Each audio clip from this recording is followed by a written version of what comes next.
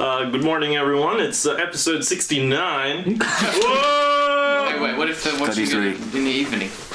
Well, fuck them. I see. Cue intro.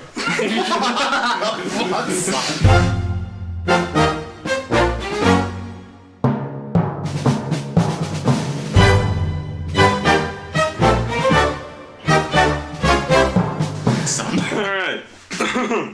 Okay. Before we begin with news, I think there's a bit of misinformation that we need to clarify. Grady, if you will. Yeah, so last week, Limiel said that the Kemono Friends numbers were untrue. Mm-hmm. It was fake news, as it were. It's only half true. Okay. I'm also right, and Gray is also right. The 200,000 figure is cumulative sales, as in, so like all of the ones volumes that have been sold so far. Whereas my number is average, which is what is normally used to measure success. Like, for example, Shingeki no Kyojin's average is, at least the first season, is about 54,000. Yeah. But the first volume sold nearly 90,000. It's that the rest of them sold 50 or 40 roundabouts. Yeah. Speaking of Shingeki no Kyojin, it's the biggest ever sequel decline with the first of only 2 volumes not even selling 7,000 copies yet. Yeah, people need to listen to our podcast, The Dispelling the Myths of Production Value. It's something like an 85% drop, which has never even been close to having happened before. The first one's too high, seriously. Yeah, so like another kind of thing which kind of is a bit trickier about this one is the figures. Like, Oricon is usually the standard for anime stuff, but this is Oricon Books, which doesn't cover most anime stuff. Really limited. It covers some books, it covers some light novels, it covers some manga, and it doesn't cover others. I think, for example, for manga, it doesn't track if they don't sell over 100,000 copies or something. Maybe. Maybe not that high. Maybe it's a lot lower than that. But, like, you have to sell quite a lot of copies. Now, manga is very cheap. It's not terribly difficult to sell a lot of copies. But, they don't track everything. Whereas with Blu-rays, I think you don't need... How many do you have to sell? Is it 100 to get on the list? I think it's something like that. It's very low. Yeah. It's much easier to track anime, Blu-ray, and DVD sales than it is to track sales of manga or light novels or books, even though these books include Blu-rays. So like, for example, there's most of the sellers, the official sellers for Kemono Friends aren't included. That doesn't necessarily mean that there's like if another series ends up going a similar route and we see those on Oricon Books selling very really low compared to normal anime figures, that still might not mean much. So Oricon anime Blu-rays are generally comparable because... And music's also really good for tracking. Okay, yeah, because it's like it covers most of the anime shops, but doesn't cover stuff like overseas purchases. I think the only thing it technically doesn't cover is overseas purchases in, like, if you buy from Amazon Japan, it's going to count that. Right. But if you buy, like, from Madman Entertainment, it obviously doesn't know that. I think the only thing that is, like, Japanese that it consistently doesn't cover is the Kyoani shop.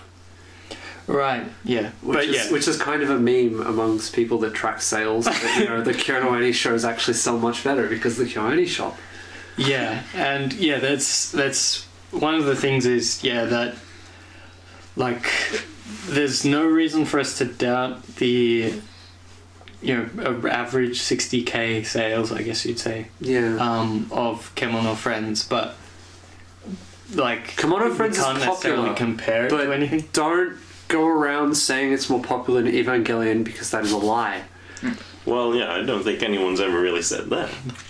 I've seen some people, admittedly, they're probably very misinformed, but you're gonna get... You're always gonna get these kinds of people. It's kind of like one of those things that's debatable, but you'd have a hard time, like, if you had the real figures, then you could say, Basically, alright, Evangelion. The numbers don't lie. They spell look disaster at for you. Kimono Friends and say, oh, it sold better than Yuri on Ice, or oh, it sold better you than probably Love can't. Live Season 2. See, we can make that comparison between Love Live Season 2 and Yuri on Ice. Yuri on Ice edges out by about 500 right now. Because we have the exact figures, you can't really say so for Kimono Friends. Kimono Friends, it's popular.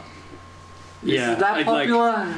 I guess the other thing is we can't necessarily say, like, if it's about 500, we still, like, Yeah, when that's it kind comes to of that, danger it's- zone, yeah. unfortunately. So, there's- Kimono Friends has a wider margin of error than most shows, I would say. A margin of error that could be as high as 10,000 either way, or even more. yeah, because I think they were like, what are they at? Like 50,000 on Oricon charts, the cumulative all 3 volumes. So Yeah. it's like 1/4 of the actual I think sales or so. All we can really go with is wait until all of them come out, see what Kadokawa say. Is it Kadokawa releasing it? Yeah, Kadokawa is just the... see what Kadokawa says. If they say, oh, 500,000 copies, divide that by 6. That's Yeah. probably close enough as you're ever going to get. Yeah, but... Or you can look at the Oricon figures and say it's sold at least this much. And Yeah, really at hard least. numbers. You know. Yeah, that's Oricon tries to tell you what it sold at least.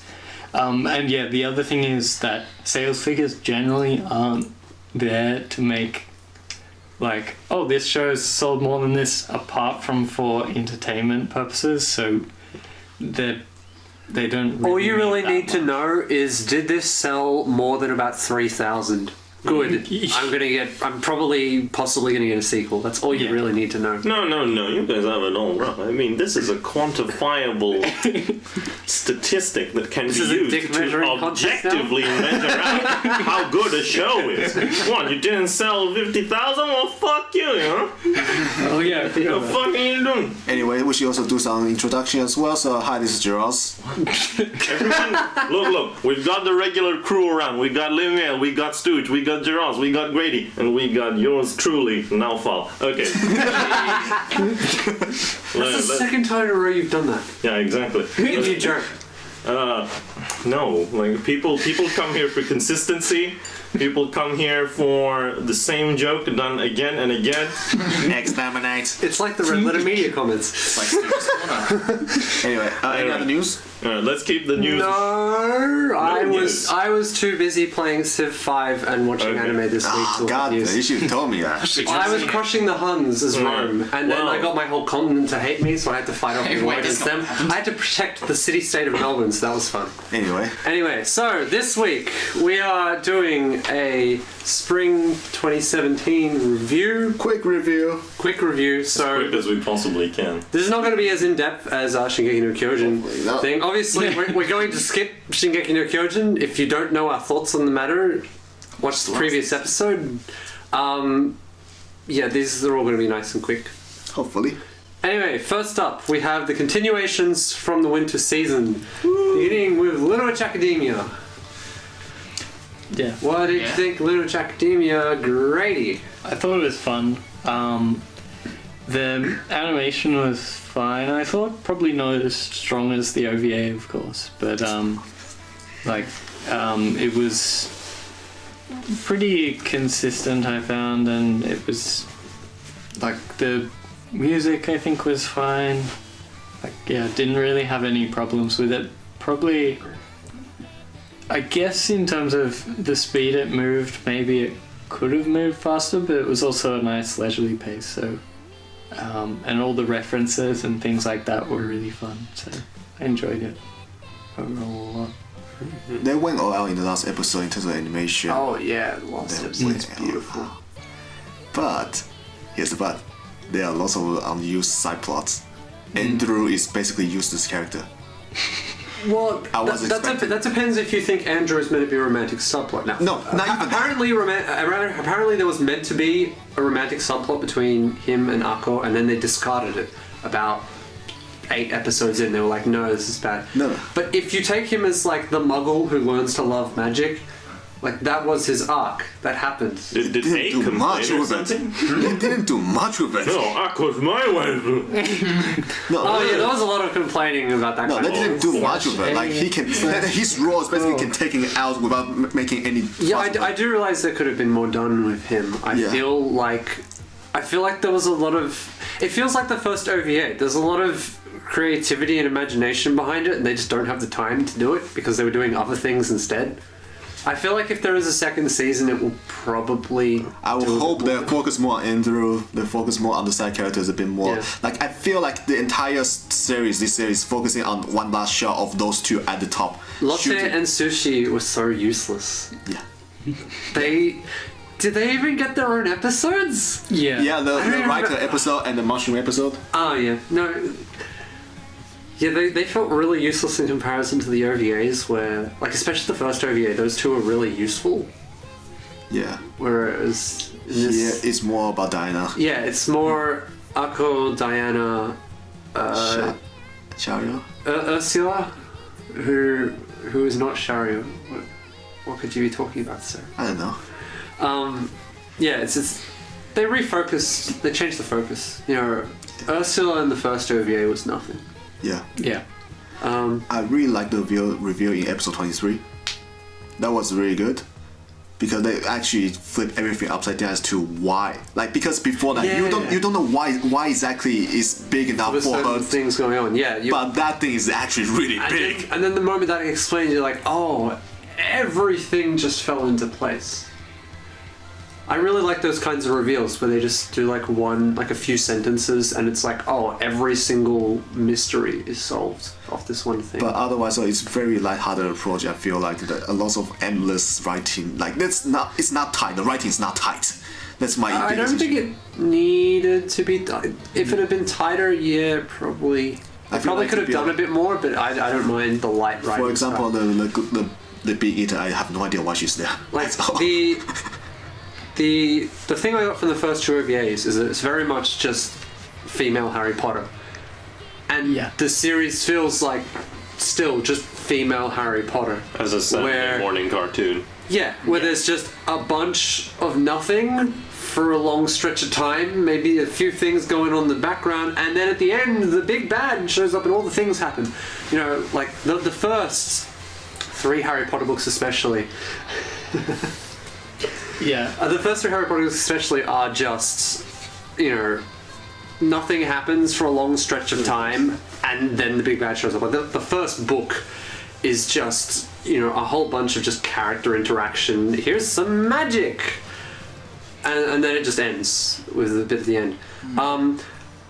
I really liked that there was a missile at the end, just because it's so cliche. It's such a trigger thing to do, to end with something really cliche. Like you had Kill or Kill with my aliens. That's so cliche, but I just love it. But yeah, I just feel like but I don't know. I feel like they kind of cop out really, because like there are lots of things setting up at the end of episode 24, and then just like there's some like external pressure going on, external tension going on, and they just go, oh wait, everyone's happy. Good smile company prevails. If this series had ended any other way, I would have not liked it as much. I don't know. It just feels like oh yeah, back to like the Saturday morning cartoon style story. Okay, sure, yeah. I just feel I didn't mind that. It was meant to be. I just feel like after episode 23, 24, I just feel something kind of big building on. It's like, oh wait, we went too far. Come back, scale back a bit. That's what it feels like. For an individual episode perspective, I really enjoyed the mecha episode. That's brilliant. Mostly because Trigger are going to be doing a mecha show. Apparently, they're going to announce it at Anime Expo, which is in a few days. No, it's starting now. It started. Oh, is it? Okay. Well, yeah. Apparently, Trigger are going to announce, among other things, a mecha show. So by the time you hear it, you probably announced already. And I don't remember. One of their better directors is doing it. I don't remember his name. Anyway. So basically, thanks to that episode, I was like, I am so pumped for Trigger's mecha show. But yeah, there are lots of callback to the old stuff as well. Yeah, there's a lot of stuff in here which just is about just Trigger flexing their talent. So I was really glad. I feel like they can do more series anyway. So As for right now, the first episode season is not tightened up, but they can rectify that in the second and probably third season if they want to. But yeah. Moving on, Tiger Mask W, which is finally finished after 3 seasons. I think it finishes tonight, but basically the main parts, it's done. So it wrapped up basically. So I think the start of the show was first off, you started off with a pretty great, opening and ending. Those carried out through the whole series.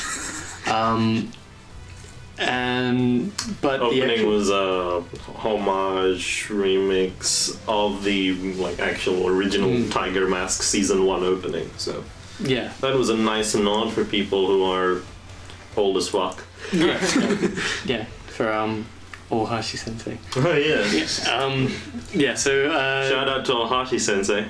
Yeah, hope you're listening. So maybe not. Keep going. Yeah, so also it started off alright, kind of it was kind of alright. I thought it was okay for most. I'm the same. Yeah. Did it get any better? Yes. So In what I way? can't remember. Well, so basically it's kind of very I don't know. I think you kind of having not watched it myself. Yeah. I think it started out very much more as a kid's cartoon with wrestling elements, which is sort of what you expect out of a show that has to incorporate wrestling, because wrestling is very much about, here's the big good guy, here's the big bad guy, they fight, and stuff happens and things like that. But I think from what I'm hearing, as it goes on, it goes much more towards the pro wrestling side of things, which probably makes sense because they do collab with an actual pro wrestling company, New Japan Pro Wrestling, and that's why New Japan Pro wrestlers are featured in the show. So we've got Kenny Omega, Kazuchika Okada. I'm pretty sure. Who's the guy who does the kokeshi, but he finally manages to hit it in an anime when he's never ever hit it before in real life? But it's a great moment. So yeah. So how did it get better? Yeah. So I think it gets better in the sense of So you get the actual pro wrestling craziness. Yeah. Versus more of the kids' cartoon type elements, which I think kind of turned me off and made me stop watching the show to begin with. Yeah, so I think if you watched Tiger Mask W, do you remember what episode you wanted to pick up from? So I asked about which episode Omega showed up like this. That's the episode to start from. So episode 18. And It's halfway through. Yeah, basically, So if you're watching the show and you start feeling, I'm getting a bit bored of this show, maybe I'll drop it. Jump to episode 18. Jump to episode 18, because before that it's kind of vague, very low speed character development. It very, very low speed. If you skip, you're not going to lose much, honestly. And at that point, you enter tournament arcs and stuff like that, and crazy matches and things like that, and the show as a whole steps up to quite a good level, and I really enjoyed it.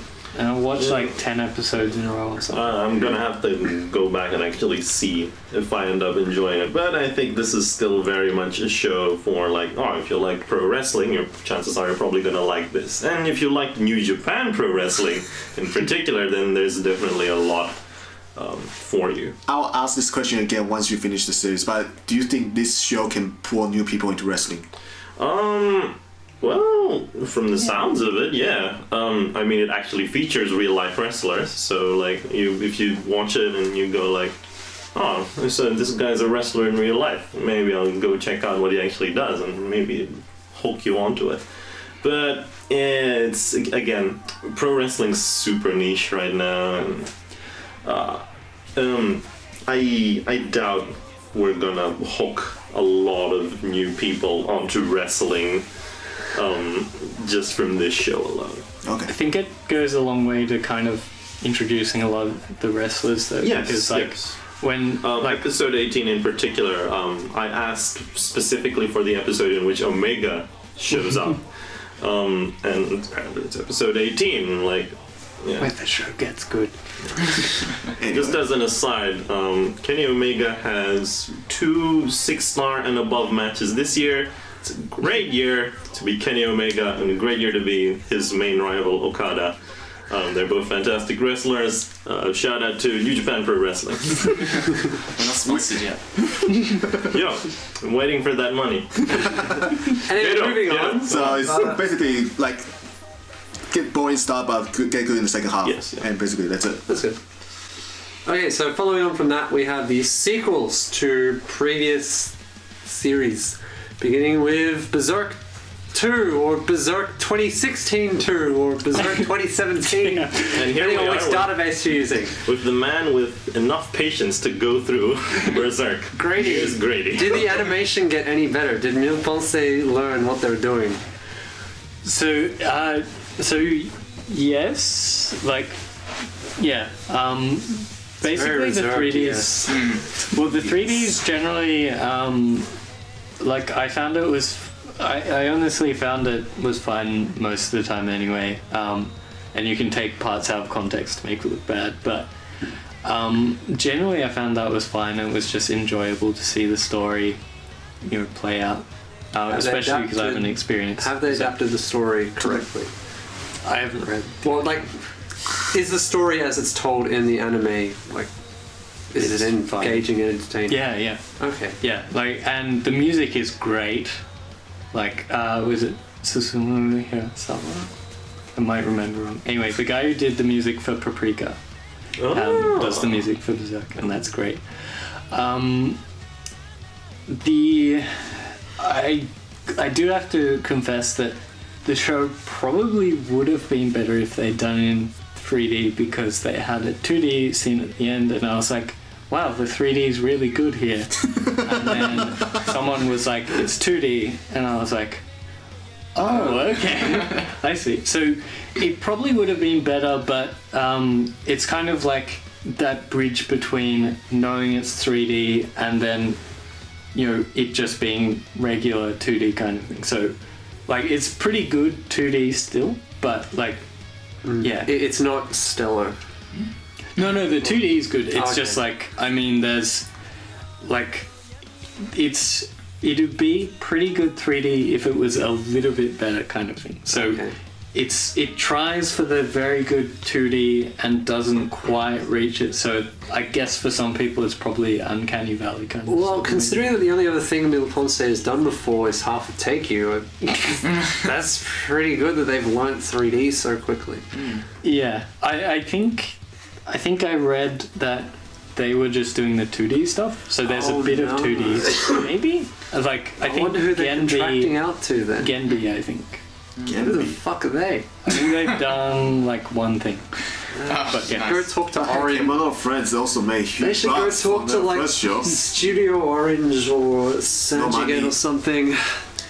Yeah, I guess you'd have to get them away from Majestic Prince. That's one of the things with Berserk as well, is that they're probably able to continue adapting this because it's probably cheap enough that they can keep doing it. So, Oh my god, That's a Berserk adaptation that doesn't finish way too quickly? yeah. So I think they announced. I can't remember. They just exactly, said but stories I think- continues. Yeah. I Oh think my they god, may it's have not going on hiatus? Yeah. So Who knows? yeah. It's not properly adapting the manga if it's not going to go on hiatus. Yeah, so I guess if you enjoyed the first season, you'll definitely enjoy the second season. Yeah, if you're 'cause one it's of 12 way people. better.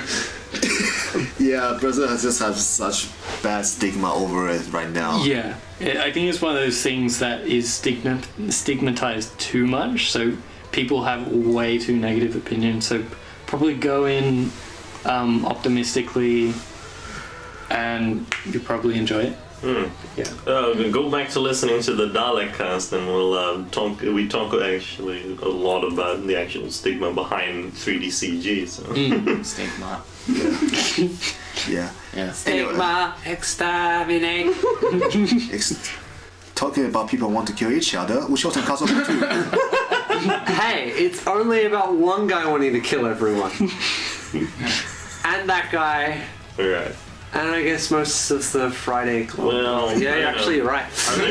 Well, obviously you need to watch the first one Did you watch the first season of Uchouten Kazoku? Then you'll love this too. What a surprise! The only difference with this one is that it doesn't need to set up all the characters, I guess, other than the very small amount of new characters, which is pretty much just Nidaime and Tenmaya. Yeah. And I guess they have to introduce that Yorobashi Sensei is no longer part of the Friday Club. Oh yeah, that as well. But like I forgot lots of things like from the first season. It's like, wait, who's this guy? Oh wait, he's supposed to be evil. Oh wait. Yeah, no, so setup wise, it's not too different. You've got the general thing of the Tanuki have to avoid getting put into the hot pot. You've got There's more the older focus on- brother Yaichiro trying to become Niseimon, which means the head basically. and the general setting of the world is very similar. They just change some things around, progress some character relationships a bit more. There are two main arcs now here. Basically, one is the return of the elder son from the other family.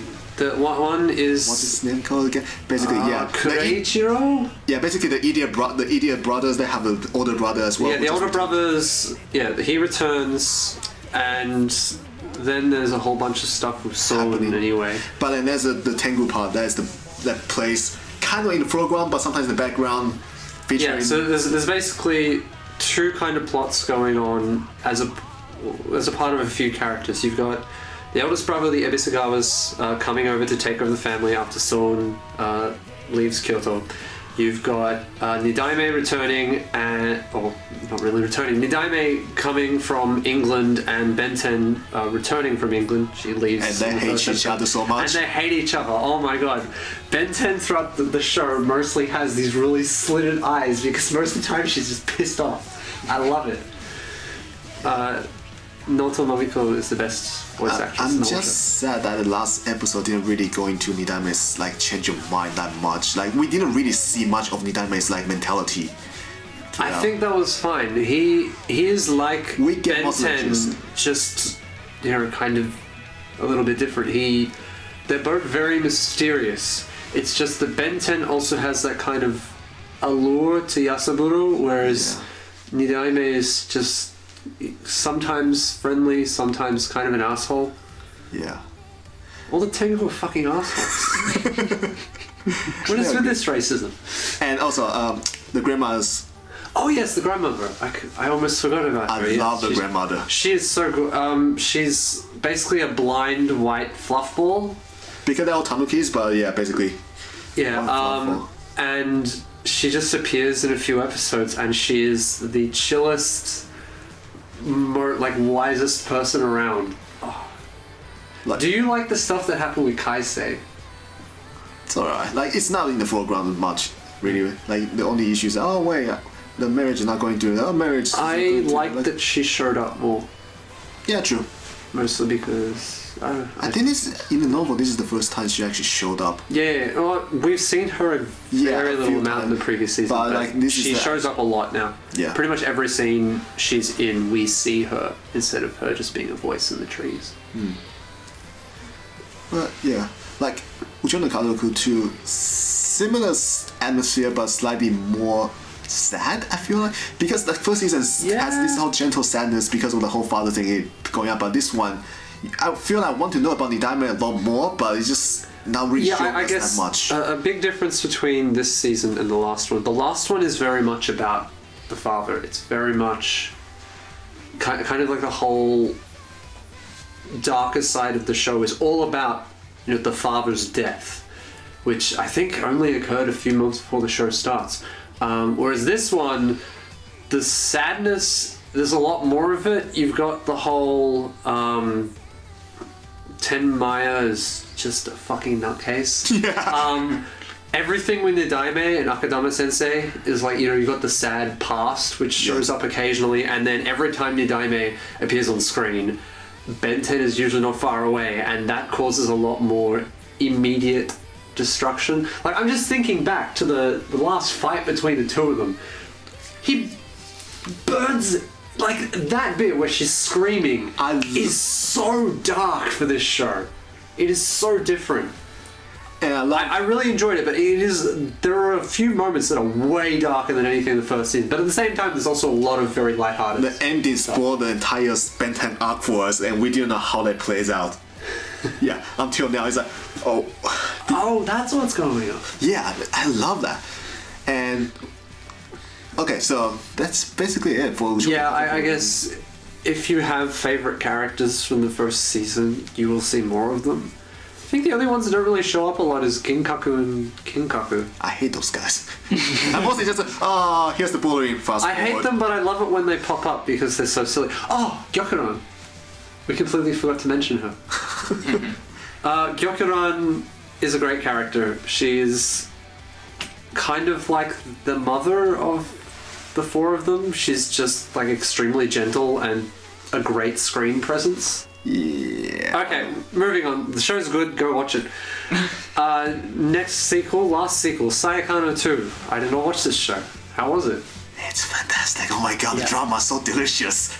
It's just like the first season, basically just a group of people making a harem, basically making a visual novel. It's like everyone just group everyone, and it's just we form our club. Yay! Second season. Okay, Winter Comic Cat.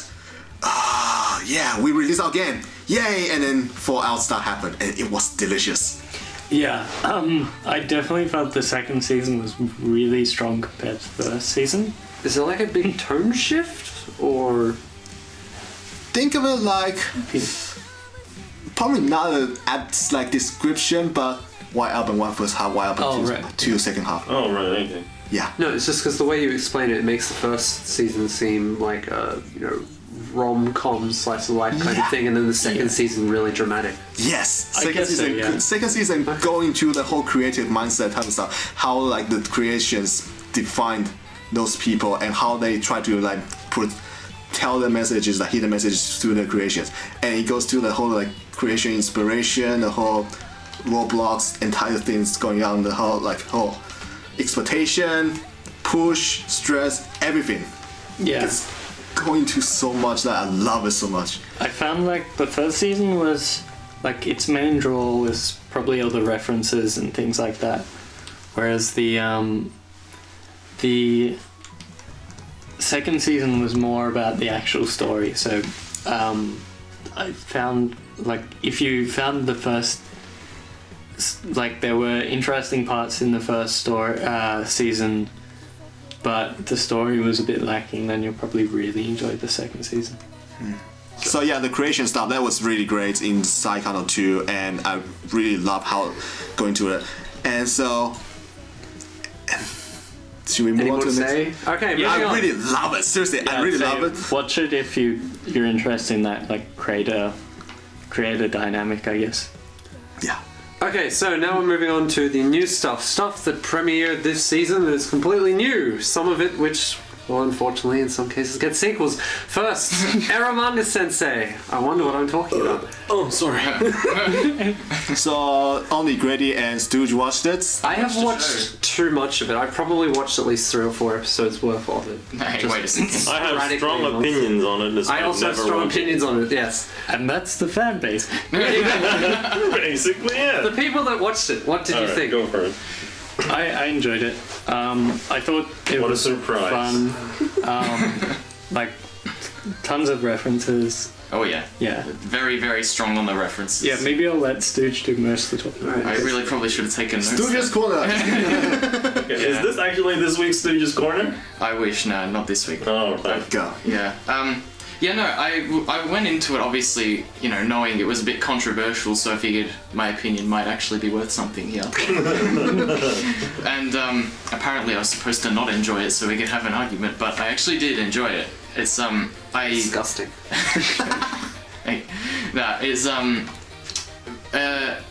it's obvious in the first. If you watch the first 2 episodes, you can see it might go down an Oreimo route in that the dude has a little sister. Oh, wait. Stepsister. Yeah, stepsister. Not related by blood.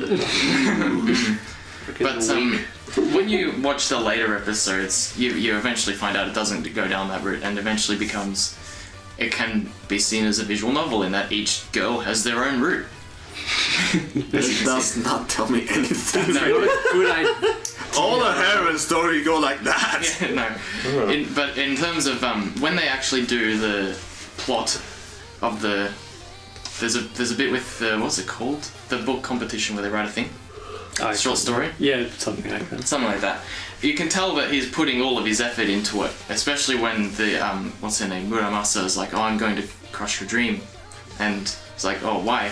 Like, "'Cause it's in the way of my dream." It's like, "Well, fuck you. I'm gonna write this anyway." And she gets more votes, but she gets disqualified. Yeah. That's so stupid. Yeah, she got disqualified because she wrote 3 times the limit. Wow. She wrote too much. That's so dumb. Yeah.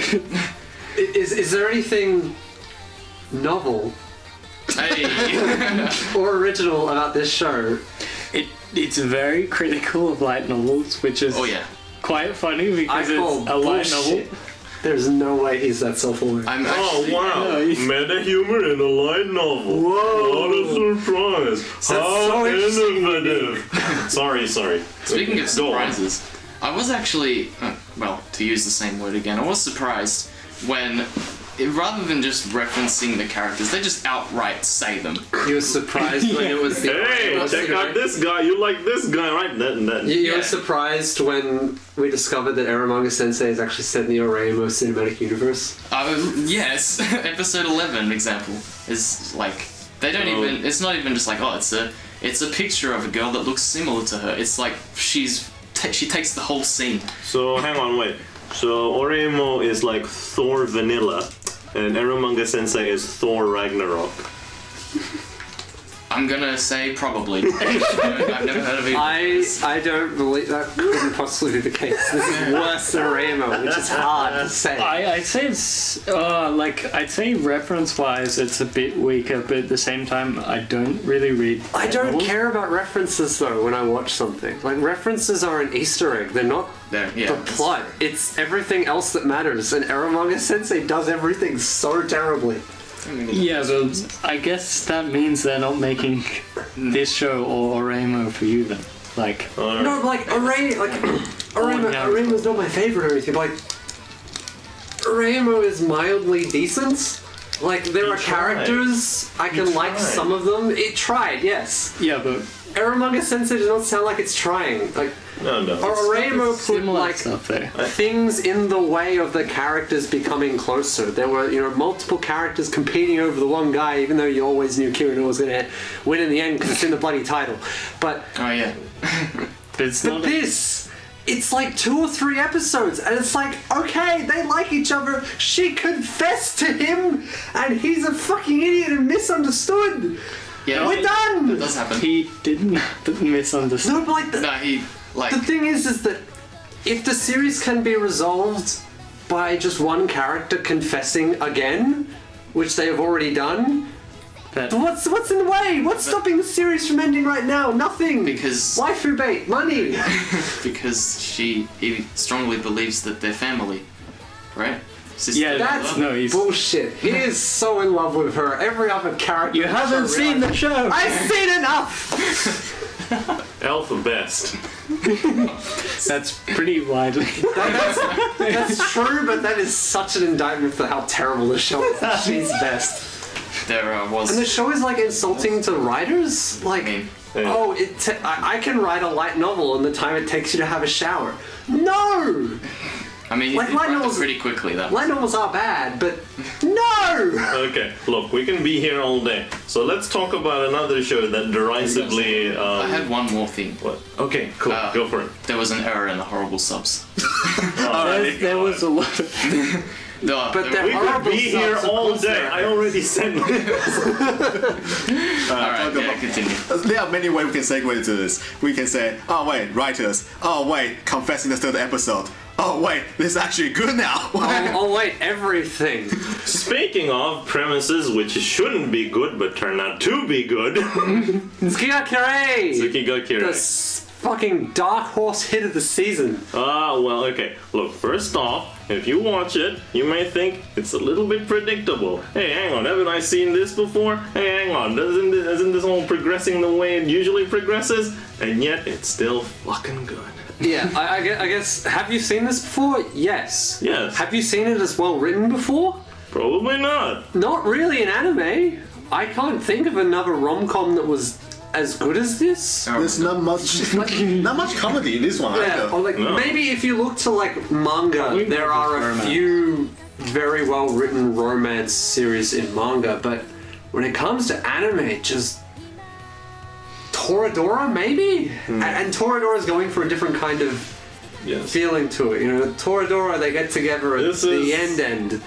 This is as standard as a romance plot as you're going to The get. confessions in... But the thing is, though, is that it's not standard for anime. Like, the confessions, episode 3, episode 4? Yeah. The characters are together, and the show isn't even a third over. And then the rest of the show is about their relationship troubles. And it's getting not closer and more duller than intimate. ditch water.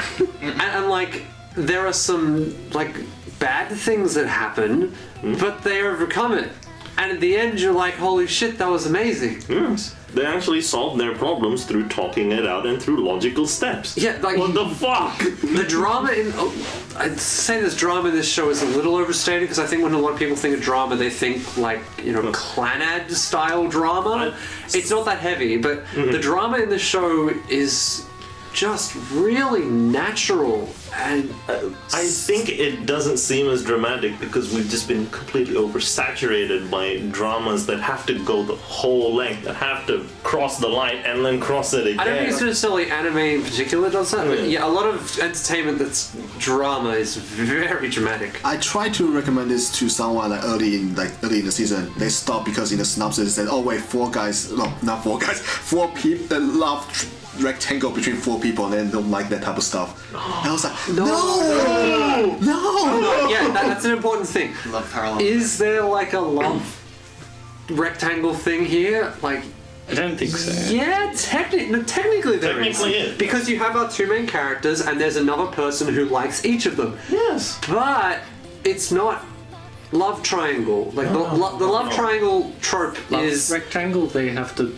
Like, What? it has to be like... like the love triangle. web. The love triangle trope is like Twilight, where you got the one character who can't decide between the 2 main characters, and there's so much drama. I love you, childhood friend Chan, but I also like mysterious transfer student Chan too. Oh god. In this, it's a proper romance. This is actually what a lot of romance series are like, and maybe people don't know it, I guess.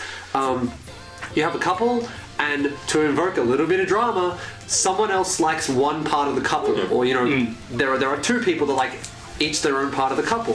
Sometimes they make it a little controversial by making it a gay part or whatever. You know. The point is that it is actually really normal in romance series to have a love triangle like this that doesn't have a lot of drama. That the drama is very one-sided. One-sided, very like Chinatsu in this. Shinatsu is the one that experiences all this drama here, and there's like a tiny moment in the last episode where Akane gets annoyed in some bit, but like, it's not a love triangle. Don't get thrown off by the synopsis. This show is so much better than that. It's fucking good. I think like how I'd describe the show in a really quick way would probably be like what Usagi Drop is to slice of life, this is to romance, probably. Ooh. You have to see very strong. Usagi Drop and lots of other romance and slice of life series to do If that. you haven't seen Usagi Drop, watch that as well. I watched it because every week it was just really fucking cute. There is a tiny bit of a sense of dread, which is good, because that means something was triggering tension, and you like tension because that makes you want a bit more. Watching this. Yeah. Although, to be fair, my anxiety is a little... there was, of course, some bit of anxiety about the show, because like, oh no, are they going to do the wrong thing? Are they going to break up? Another part of it was, oh god, are Feel going to do the right thing? Are they going to fuck this up? Because... It is the bane of every anime's existence that it is 12 set-length episodes long, because a lot of them get like halfway and then they fuck it up. And there was a little bit niggling in the back of my mind. What if next episode isn't as good? What if next episode isn't as good? But that didn't happen, and I was really happy. This is why you just described what I felt about Fukumenkei throughout the season. What's gonna happen next? What's gonna happen next? What's gonna happen next? And then it just went really good. I'm not sure if I can say that every episode was better than the last. I feel like the show kind of had a consistent good quality until the last episode, which was really good. And it's the reason I gave it the last episode is the reason I gave it a really high score. But there's another show in the season, Alice to Zouroku, where one of the reasons I really liked it is the children in the show feel like children. Ah, yes. But they also don't feel like annoying fucking brats. Yes. Like, Sana in Alice to Zouroku, just to go on a small tangent, she feels like an actual kid. She feels like a little bit annoying, but also really fucking cute. Which is what most children are like. Sometimes really annoying, but most of the time you're happy they're there. In this, all the characters feel like middle schoolers. Yes. But it's not... It's not like shitty melodrama. It's the actual drama middle schoolers experience, which is a little overblown in their heads, but not really that big. Yes. A lot of romance series feel like they are written by teenagers in the midst of all this angst and romantic problems and all that. And so they kind of overblow all the problems. Like Shigatsu wa Kimi no Uso is such a fucking huge problem with this. Every single bit of drama in that show is so overblown. But here, this feels like a romance series written by an adult who can look back on their time in middle school and high school and kind of look past the bullshit, I guess. It feels very nostalgic. Like, it reminds me of middle school. Yes, it really does. It really feels like that time. And I loved every fucking moment of it. Even with all the characters, the setting, everything felt like I was back there, almost. It's like... Also, they managed to make, like, you know, like being a part of the track club and being a part of whatever the temple he was like, I liked those scenes. It's such a boring activity, but I liked watching them. Just because it was kind of cool. And, like, the dancing thing he was doing especially, that was pretty well animated. Yeah, Even though it was a little bit jerky occasionally. Like, the animation in the show is really good. The music is there. Yeah. The insert songs are great though. The insert songs are great. really The opening and ending is great. Unfortunately for the background music, some of it is just we took the opening and set it to a light piano. Yeah, that's fine. I guess that this kind of show doesn't really need like great music. But Okay, two more things extra. Are you going to say something? Yeah. No, it's just the great transition to Oh, sorry. Before that, two more things extra I really like. The post-credit stuff, snippets. Those are fantastic. I wish little snippets into other characters' lives, which help flesh out the world in 30 seconds each. Did they sub those? I can't remember. They're part of the episode. They were all subs. No, I mean... No, not yet. Not No. other stuff. Yeah, I kind of missed it in the final episode, but they replaced it with something else. And that's one of my second points. During the ED, don't spoil it. Do not spoil it. During the ED, there are a few more like snippets of conversation between those two random people that we don't know. And basically, they keep showing different conversation each episode. Great, going back to that. Only the last episode was translated by Crunchyroll, but everyone was passing around all the translations of the ending elsewhere. Of those conversations. The show has been watched by like 70,000 people. I don't think necessarily that most of those saw it, but I would say a fairly decent chunk of people were reading those messages. Yeah, because I read them every week and I didn't. I got to the end and I was like, are these always? So, No, I have to admit, I didn't read all of them. Watch the show, it's amazing. Yeah, they basically tie it up so perfectly in the final episode into one fantastic metas foreshadowing storytelling technique that just makes it so much better. I've seen many ways people shows do weird stuff with the existing anime formats. You know, the whole opening, main story, ED, post-credit preview, something like that. They use that to tell more of the story. Yeah, and that's fantastic without using extra effort into it. And it's really fantastic. I really like a lot of shows don't take the effort, whereas Kirei really put it in. And also OP updates halfway through the show as well, so which is good. Did it? Oh yeah. Yeah. Oh, The first half is that's good. what? The first half, I yeah, had listened to Toyama now sing so fucking much. I was like, let's get to the episodes. yeah. The first half basically like half photography, half like filter stuff. The second half basically all drawn, hands drawn stuff, it is. more stuff. So which is good. Anyway, fantastic show this season. And Yeah, you should watch it, I Speaking guess. of songs, Yeah, speaking of songs, Speaking of not Fukumenkei putting too noise. much effort into your music, Fukumenkei noise. yes, yeah. Grady, I'm just going to guess straight away that you still enjoyed this show. Yeah. Oh, I fucking of course. I thought you loved you not? this. No. Oh, Okay, I love Hayami Saori. She's fucking amazing. Her best role is still Shirayuki in Akudami no Shirayuki Hime. Her singing is good in this. I really like that kind of scratchy, wavering tone in the female voice, but fuck, the show is so bad. The music is... Alright, this show is a romance and a music show, and the best way to judge this kind of show is to look at how much effort they put into the music and the romance, which is fuck all. What? Alright, here's the music. The music is the opening and there's an ending, and they play various variations of the opening all the time in the background, and that's it. They don't do anything. This should, like, a music show should have lots of good music. Hibike Euphonium is a great music show because you download all the OSTs and there's more than 100 tracks of music to listen to, some of which is like 10 minutes long orchestral bits. You know, Fukumenkei Noise put no effort into the music, and then the drama is just so dumb. I didn't like it There's because three kids that 6 years later Love are triangle? still hanging on to this pseudo love that they developed, and there's only one character in the show that actually gets any kind of development, which is Yuzu, and they don't focus on him enough. He's the only character who actually has a character. And then Hayami Saori's character, Alice, yeah. is that Yeah, that's fine. she just gets crazier as the show goes on, and I'm just like, she's a fucking psychopath. in what way? In every way. She doesn't listen to anyone else. She's like that kind of, you know, the character, you know, you see it in a lot of other romance kind of shows. The character just kind of, you know, like when it follows the guy as the main character, you know, the girl that just rushes into your life, shakes everything up, and then just disappears. She feels like that, except she's the main character. Everything about this show annoyed me.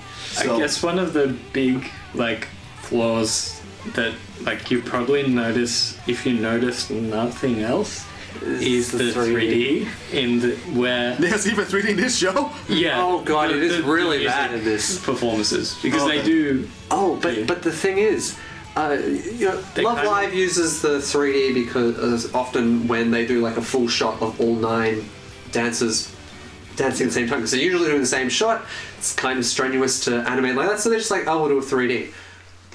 This show doesn't do that. Sometimes you have full shots of the band and they actually do 2D animation and it looks pretty good.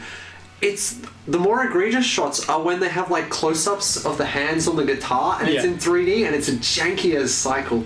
Or when you have like a shot really far back in the audience and they're just in the background and like I wouldn't have cared if you would just put a still there, but they do 3D models and they're tiny models in the background and it looks ugly as hell. For ants. So So the thing is though, is that this is the kind of show where I would overlook, you know, awful 3D CG Like Tsuki Kirei. and poor animation and poor art, which I do think this series has for the most part. If the story was good, the principal problem with this is that the characters don't endear themselves to you. You don't care. If I cared, I wouldn't. Like, I think a lot of people who like jump on animation in a show and go, "Oh, this is bad," is either when the animation is really bad, like say a show like Ushino Moratte no Yomotomete, which I am one of the only people that ever fucking saw that show. Go look at some videos on YouTube if they exist to see how awful that thing looks. But it's actually kind of fun. But people only really latch onto animation problems when they are either really bad or everything else is so bad. Like when you have an entertaining story, people don't care as much. Like people like Evangelion, even Wow. though they're a minute and a half long, just pauses. well, people really didn't like Berserk as well. So maybe if they care that much. Berserk is a extreme case because you have 3D CG that also wasn't done particularly well. Like I think if Anyway, it's poor 2D animation, that's Yeah, like Fukumenkei noise, like it's alright, but and music I enjoyed, but yeah, like I like the probably opening. don't That put was it. it. Probably don't put it above Eromanga on your plan. Oh god, no. I like No, this is worse than Eromanga, and you heard what I was saying just before. I like the two like suspense songs Yeah, I in the first enjoyed them. episode, but so they don't really pop up as often or that's good. I think Okay, they do. I think those do, don't they? Not Yeah. too much. but yeah, it's not a good representation of what's going on. The music is lazy. Yeah. And in a show I was like surprised- this, I was in a show like this, it surprised. shouldn't be.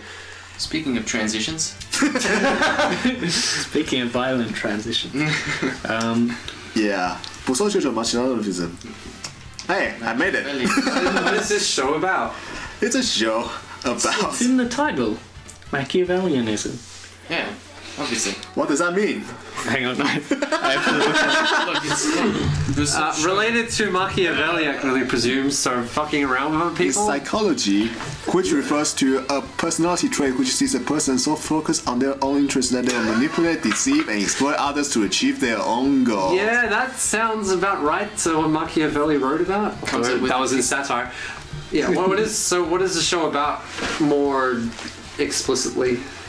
Basically, a guy who beats up girls to try and get a day off.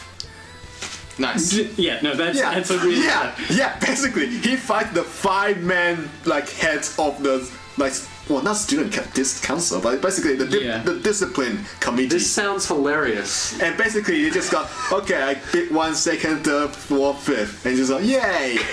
I got my pass out, I can have a day off. It's fantastic. And is the point of the show basically just to see how he That's changes the up the main tactics MacGuffin. every day or something? Yeah, it's mainly his, because it's kind of, I think the point of the show, probably what the main thing the author wanted to do with it was to kind of show off various fighting styles and sword techniques and things like that. So it's kind of like a story to carry that along so it's actually interesting. So it's kind of like, today I have prepared a new sword technique, you won't be getting off today. Not so much, more like the people he fights have the different techniques. So No, that's what I mean. Like the people Oh, right. he goes up Oh, I against, like gotcha. they're changing up their styles each No, day. they have different styles. That's a more better way Yeah. to say it. Okay. And so and the manga itself is really detailed, well, not detailed, into the mumbo jumbo, whereas to okay, so you move this muscle here, you turn this thing here, and it just go. So you can stuff like that. You just go. wow. So if you nail all those moves correctly, you can achieve super speed. Basically, the type of stuff, the type of mumbo jumbo that I really like in the wuxia stories is just go. Oh wait, it probably doesn't make sense in real life, but it makes sense in that world, and it's fantastic. And yeah. How am I gonna say it? He goes fast. He's fast, but yeah, he feels like a Rance without the whole entire libido. he's got a little bit. Little bit, but yeah, he feels like Rance in the sense that he's really Oh, rants. Rance. Yeah. Yeah, okay. Yeah, in the sense that he's kind of like the punkish attitude and stuff like that. In the sense that he's not your typical. Is it like an actual Ore-sama character or Ore-sama? Ore-sama? Whatever. Yeah, Maybe? I don't know. yeah. It's really. So it's a fun action show. It's a fun Pretty much, action yeah. show. Like I said before, the other character build-up stuff is kind of just there, kind of I feel like a bit ham-fisted, but it doesn't really retract it that much. And the main draw is basically how they portray the fight and how they portray the mentality between the two fighters, how the principal clashes, and then basically it's not really deep, but it's really fun. That's Yeah. what I really like about this show as well. Yeah, I think probably one of the things is, I think basically through the show for me, it felt kind of like it was on the edge of going into somewhere I wouldn't like, but it, just straddled the line, kept itself just. yeah, managed to avoid going into the battle harem kind of feeling thing, which was good. It's to be able to be battling one male character battling against female characters for the entire series, And and it doesn't turn into a battle harem. yeah, so that's I guess I think gotta praise it. You know how in Shonen basically like you fight an enemy, is okay, I'll become your friend. This is somewhat like become your rival. The type of idea, like there's one basically more like a harem type of style, but basically the rest is basically just go, yeah, I'll help out. Kind of Killua and what's his face from Hunter x Hunter. Yeah, kind of. Basically, just like, I'll help you out here, help you out there for my own goal as well. It's just like some, they're mostly in the same side, but basically like that. But yeah, it's a really fun show. Oh shit's Kyoshi Haine, Grady. Okay.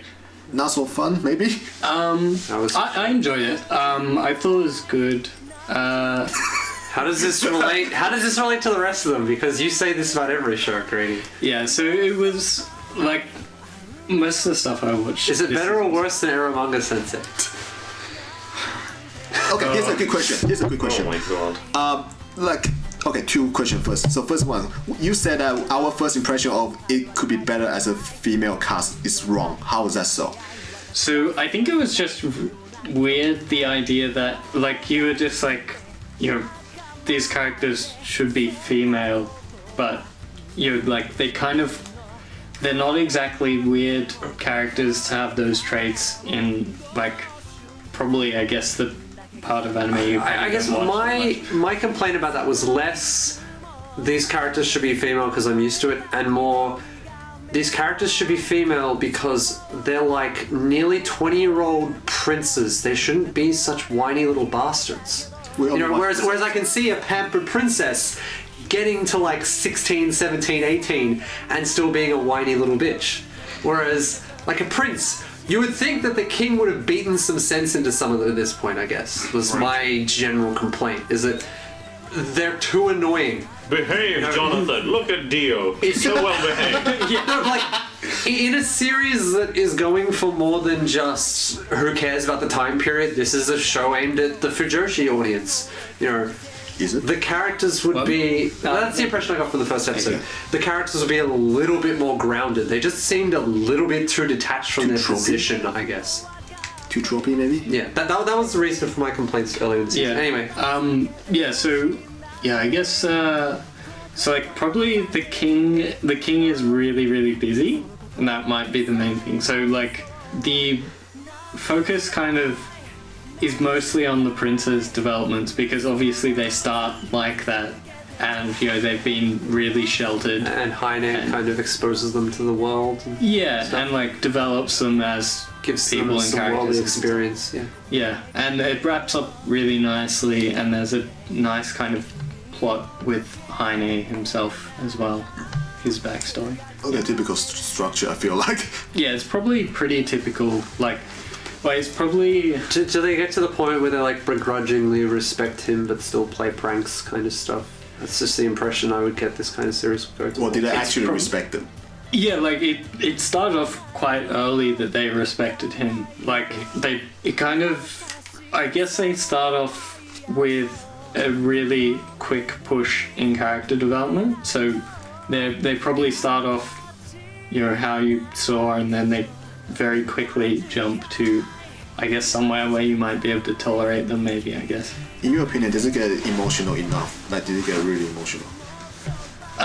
Probably not that emotional, but there was, like, there was emotional aspects to it. Like, it was, you know, there were sad parts to it. Like, they weren't that sad, I guess. Like, they were probably sad for some people who really observed into it. If you're an idiot, it'll be sad. You're done. Yeah.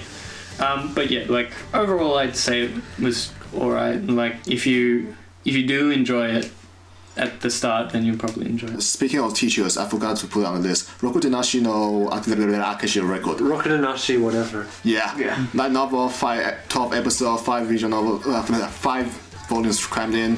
I said I put all 5 in. Probably. I don't know. Go over an original. I don't know. Like I don't know. else. Probably cramming something else. But yeah, I said in my first impression that I really liked the second episode because of all the whole, what do you call it? The whole possibility and potential you like the magic system. The magic system can get. it didn't really focus on magic system. There are two basically main plots. Basically, it's just the main guy's past about how he sees this new student, like his previous lover in this new student. They didn't go into romantic. Don't worry about it. Typical shit, but they didn't go into it.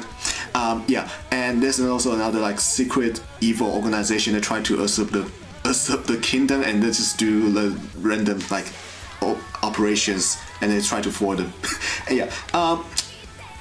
As a whole, there's also another aspect of him being a teacher, just like, well, not leading his students around. There are a few scenarios where that happens. The first one is where there's a class talk, like sports festival, but it's a magic sports festival, so it's more like tournament arc-ish type of stuff. But it's just like, okay, so you are good at this, do that. You are good at this, do that, and then you're good at this, but also do this thing instead of the usual stuff, something like that. And there's another instance where they are fighting like team battle. Actual class versus class team battle on like the open field. That type of stuff is fun because one thing I really noticed is that the class are not big, so they are allowed to make some like the character design. Usually you can see, okay, here's this main character, and that's it. The rest just looks so boring as fuck. Here, like the character design are interesting enough in their way, in their mannerism and their like appearances that they can like look interesting.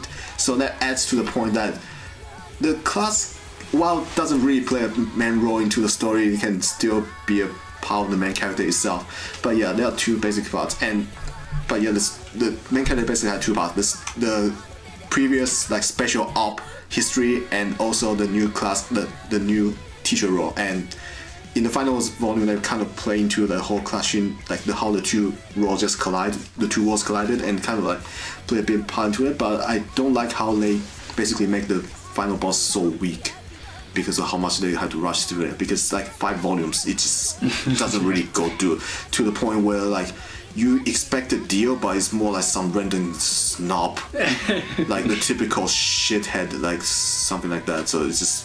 Like Rokudenashi, I completed, so it's not shit. It's not complete shit, but I just feel like it could do a lot more. So okay, yeah, but yeah, that's it. Moving on to more mediocre comedies, Renai Boukun. It's okay. I thought the first episode was I think it's a tiny bit better than the manga, but yeah, I think Eromanga Sensei was a lot better. So we're comparing everything to Eromanga Sensei. No, I was comparing it to the like Renai Boukun's manga, and yeah, it's a little bit better. Not really though. It's mediocre. Yeah, I'd say so too. Like it's your typical. I watched this because I was watching the whole season and it was okay show. It's not a show you would really recommend to people. I do agree. The first couple of episodes were pretty solid in terms of comedy. But that's all I've seen, so I can't. Yeah, like I just got bored after episode 3 and said, yeah, okay, I just don't feel like episode 4, so it's yeah, it like doesn't really pick up the pace. It kind of slows, like it kind of drops off pretty rapidly, kind of. But hey, confession, kiss in the first episode. I don't think it drops off so much as just the general. Yeah, it kind of stagnates, and just over time, you just like. Give me something new. Yeah. Give me something new. Yeah, that's more what I mean about the drop off. Oh, look! She's in a different costume now. This one's a little bit better. Whatever. Yeah, alright, yeah. I don't know whether... I like female costumes in general. Yeah, fair enough. That's just the thing. So just unfortunate. Yeah. Moving on to... Well, I don't want to call this a mediocre comedy. Yeah, another thing that was probably not good Eromanga Sensei. Hinako Notes. Yeah. You watched it. It fucking sucked. And you completed it. Yeah. Okay. Surprised.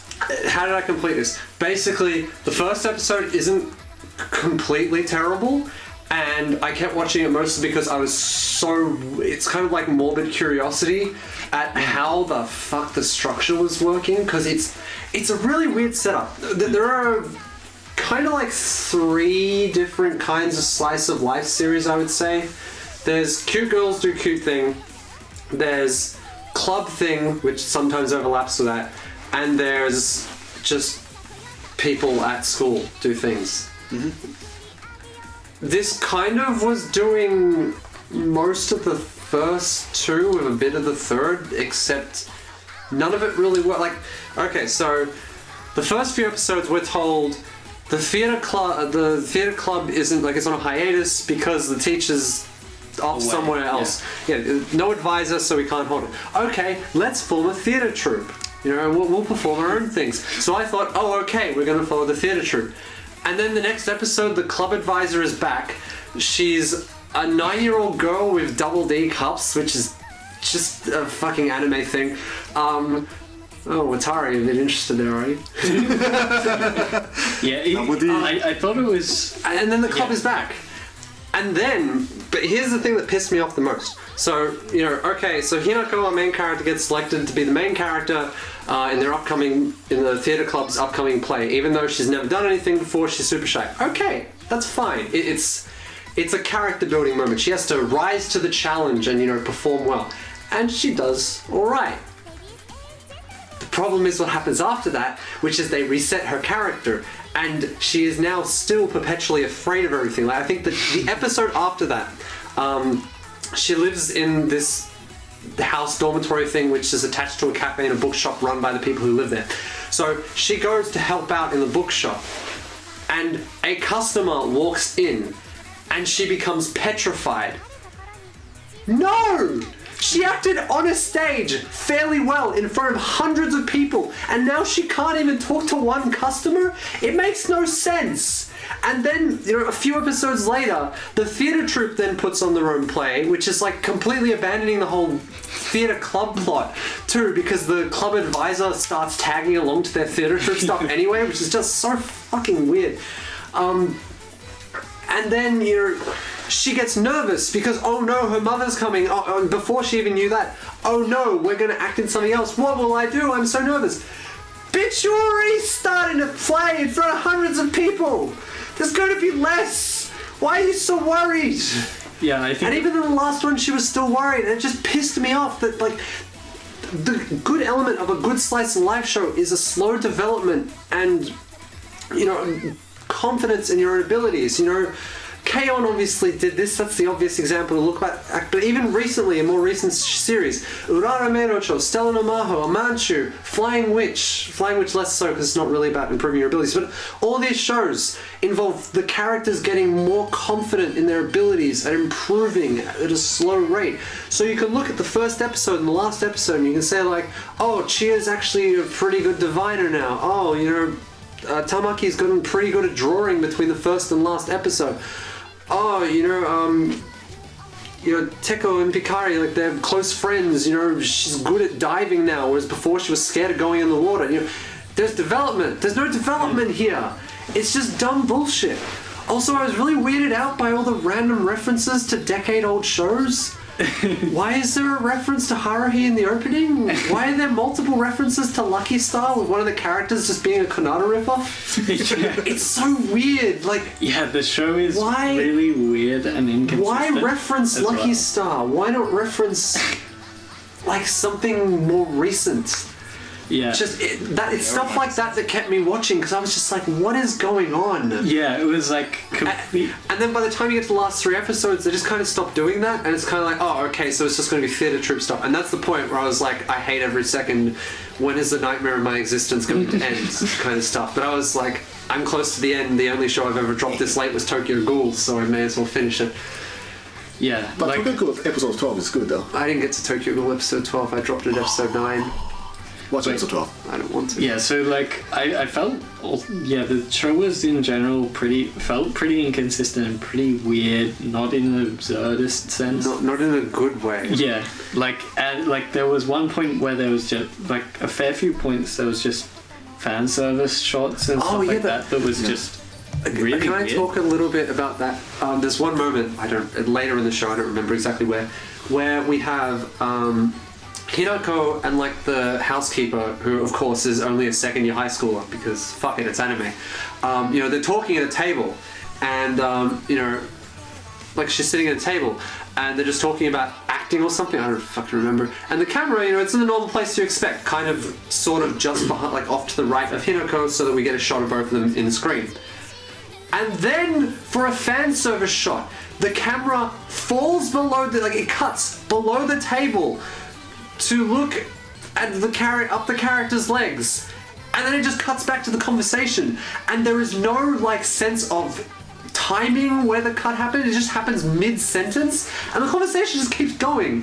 It's not like, Really weird. like one moment that one thing that a lot of people who talk about this like kind of ecchi shows say is that the fan service should feel natural, in a sense, like, you know, if you have like a female character and you see her cleavage, acknowledge that it's not the camera looking at the cleavage, it's the male character next to her that's looking at the cleavage. You know, that's like a good way to make it work. In this, no one is looking, nothing is happening, it's just the camera going there for no reason. It's a ghost. No, but like, the thing is that I was just thinking about the scene, like, okay, you want fan service in this scene, how do you establish it? Easy. Take the character, don't have her sitting behind a table, have her sitting next to the table. Have her legs crossed, and then, at a random moment in the scene, pull the camera kind of down onto the floor, and then a few seconds later, have her cross her legs. And then, bring the camera back up a few seconds later for a different shot, because it's kind of getting boring. You know, the point of the shot is, this conversation is boring as fuck, so we need people to keep watching for some reason. But it's Exposition. pretty much. But it's just told in such an ingenuine way. It's just like, the fan service doesn't feel natural in any sense of the word. Like, you know, there's no male character to be ogling the female characters here, but even then you can still make it feel natural. You know, like when you go to a beach, the girl's going to be wearing swimsuits. Yeah, it's a natural thing. I think more for me it was just that it didn't feel like this show was it was going for that. Like, didn't feel That like it too. was going for that, but then every once in a while they'd throw a shot in out of nowhere. Yeah, like and you that go, too. "What?" That it felt really But, jarring. yeah. But I was just thinking, you know, even though it's jarring, they made it more jarring by Yeah. not even trying. Yeah, so I guess wrapping up, probably. Is it still Hinako? Yes. My It only still sucks that much. my only Wow. exposure is all the stitches on the image board, so I'm happy at the time. It sucks. Don't watch it. Yeah. Yeah. Speaking of cute girls doing cute things, frame on girls. Frame arms That's girl. what FAG stands for. Yeah. Yeah. Oh. I like I said in the first episode impression, I don't like how they ham-fisted the fight, and after that they don't do the fights that much. There are like a couple of like obligatory. Oh, new character pop up. That's fine. Okay. Done. Did you enjoy the shows? I watched an entire thing yesterday. I just like, oh, let's watch second episode. Oh, this is fun. Cute girls doing cute things. Okay, more episode. Oh, more characters coming. Oh, Girls doing Yuri things. not many actually. Like Oh, the whole that was- gist is about like the main like frame arms girl, just FA girl, just like basically happened to meet up with the main character, Ao, who's like a female high schooler, and basically just the entire things, the usual skit of like getting like more deeper relationship and getting more like emotional type of stuff. And yeah, that's when like the girl, like new characters every single episode in like to up to episode 5. And yeah, it's mostly just those little things, little like frame on girls, like which is about like 15 centimeters high. Basically, Yeah. it's 15-20 centimeters high, like just doing like random shit. Like there's one episode where it's like, oh wait, the main character Ao, the high schooler, just like, okay, I need to cook something. Oh, I ran out of vinegar. Go get it. And just like, you just see like 6-7 like frame FA girl just like pop out. Like a few can fly, so they just fly out, and few can just like abducted a drone and just like go. And then there are a couple just take the Roomba. Like a really fast Roomba, like just go boom, boom, like, it's like going there, and it's just like, and It's ping pong. maybe, but yeah, it's really fun. And every episode had 2 different segments, and then basically the whole skit. Like basically in the first 5 episodes, one character introduction and fights, and the other one just they doing random stuff. And in one of the episodes, they just go into this crazy, like the entire show, like. The high schooler 2D hand-drawn animation by Zebek, which is really good. Like she's one of the cutest girls in this season. But yeah, that's not the point. All the FA girls are all done in like 3D CG. I say it wasn't bad CG. Like it's slightly clunky, not as smooth as 2D, obviously, but like serviceable. Like it's consistent and serviceable. But in one episode, there's one favorite dream sequence where they are all human sized, acting like normal high school girls, and it's all hand drawn. Ooh. I call it the fly away now, the fly away now effects from Painting and Stalking reference, where basically we are so used to seeing the 3D CG like slightly clunky right. animation, and suddenly in 2D, it's like, oh my god, this is the best episode ever, and it still is, and it's fantastic. And then cram in like the whole usual like high schooler, like cute girl doing cute teen stuff within 15 minutes. From like to like graduation, it's like, oh my god, like it's just the entire basically montage everything. Like the final fight is basically, oh yeah, that friendship power, like the whole like gut tie, like everything just combined into like single thing, like the type of usual trope. But it was really fun, and they updated the opening in the episode. To like most of the 3D CG got transferred into 2D, and it looks amazing. Alright, cool. Because the character more expressive as well, like do some crazy like contortion. But yeah. And in the final scene, they just do some character song as well. Because why not? It was like, I actually like the songs. Funny enough, I actually like the songs. So it's like, last season I said, Masamune, I'll do the character song in the fast episode. Oh, this is so stupid, because like they didn't resolve anything. In this one, they did the final fight good. And the last bit, okay, let's do some character song like promo, and it's still fun. This show is ridiculous and it's really fun. I'm surprised that not many people watch it. Like, because in some way, this is probably how you guys feel about Kimono Friends. I think people were turned off of it because the 3D stuff, and also it's an advertisement for the models. In episode 7, people were expecting it to be a cynical cash grab. Yeah. Like, it's not hiding the fact that because all the weapons you can get, you can buy online. But the fact, there's also one segment where they just go into the whole production of the models. From the design to the like making of the frames, it was amazing. I was like, oh my god, I just watched a whole infomercial about the production and want one. This is amazing. I guess it worked. Yeah. I was like, oh my god. Yeah. Moving on. Speaking of cash grab. Yes, Grady, was Grand Blue Fantasy actually entertaining, or is it just buy the stuff on the game? Was it I grand? think it was buy the stuff on the game. It was kind of like, because I saw a few animation cuts from the special they aired sometime in the winter season, and it looks alright. yeah, I Like felt the like art it was was just, alright, at least. Yeah, I think visually it was pretty solid. But for most of the show, I felt like the story was kind of just moving, kind of not. Story progresses. It's kind of The boring. story progresses, the mouse moves. Mouse move, yeah. Yeah. Like, I haven't played Grand Blue Fantasy, I'll say that. So I think probably if you have played Grand Blue Fantasy, you probably get a lot more out of it. But yeah, it was basically felt alright. I think the music was enjoyable. I really liked the ending, personally.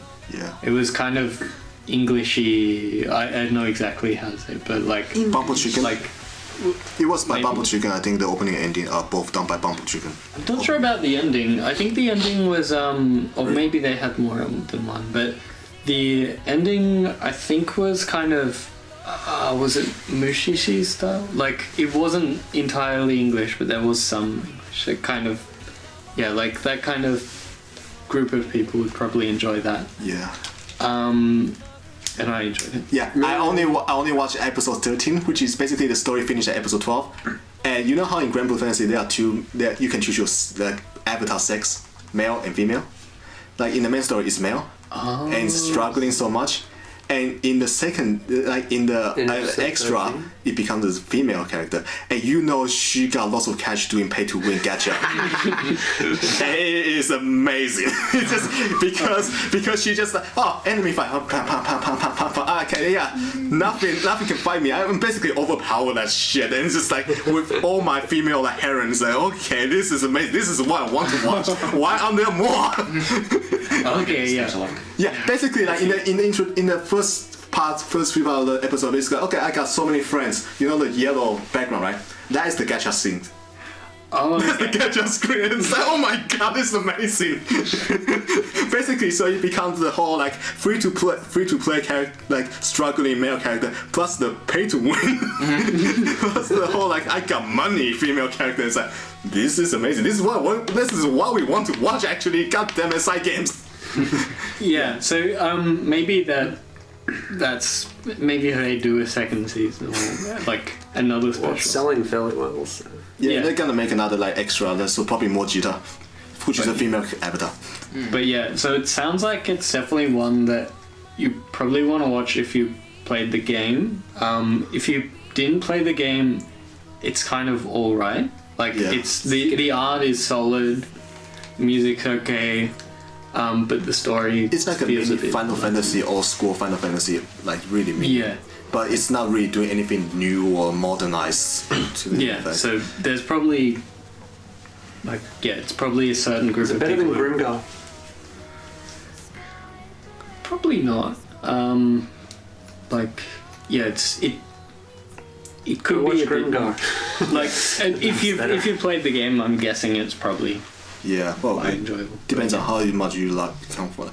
But yeah, speaking of fantasy, Sukasuka.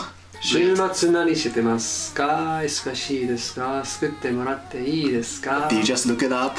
Because you can read through it. I remember it because I remember what it means. Nice. Yeah. I love this show. Holy shit. It was alright. I think I liked it a bit more before they veered off into original territory. There's no original. No, the last 2 episodes were No, there's apparently not original. No, there ain't no novel. Then they rushed it. They didn't. I heard that They didn't. 3 volumes to the end, to about midway No. through episode 10, and there are still 2 left. Yeah, this is happening afterwards. We haven't gone to the volume 4 at all. This is the ending of volume 3. Well, they really needed those other 2 volumes then. Yeah, so basically, I said from the very beginning, I love this the first episode. And then it's keep going. Like, the whole idea is how do I say? They show us the end, near the ending within the very first scene. So, throughout the whole show, the relationship between these 2 main characters is not as simple as they love each other. No. One is trying to, like, repent for his sins prior and try to make up for what he missed earlier, and one is just something like I'm getting the extra happiness that I shouldn't have, and it's just like attached to that. But there's basically 2 broken characters try to find happiness from each other, and there are lots of adorable moments throughout it.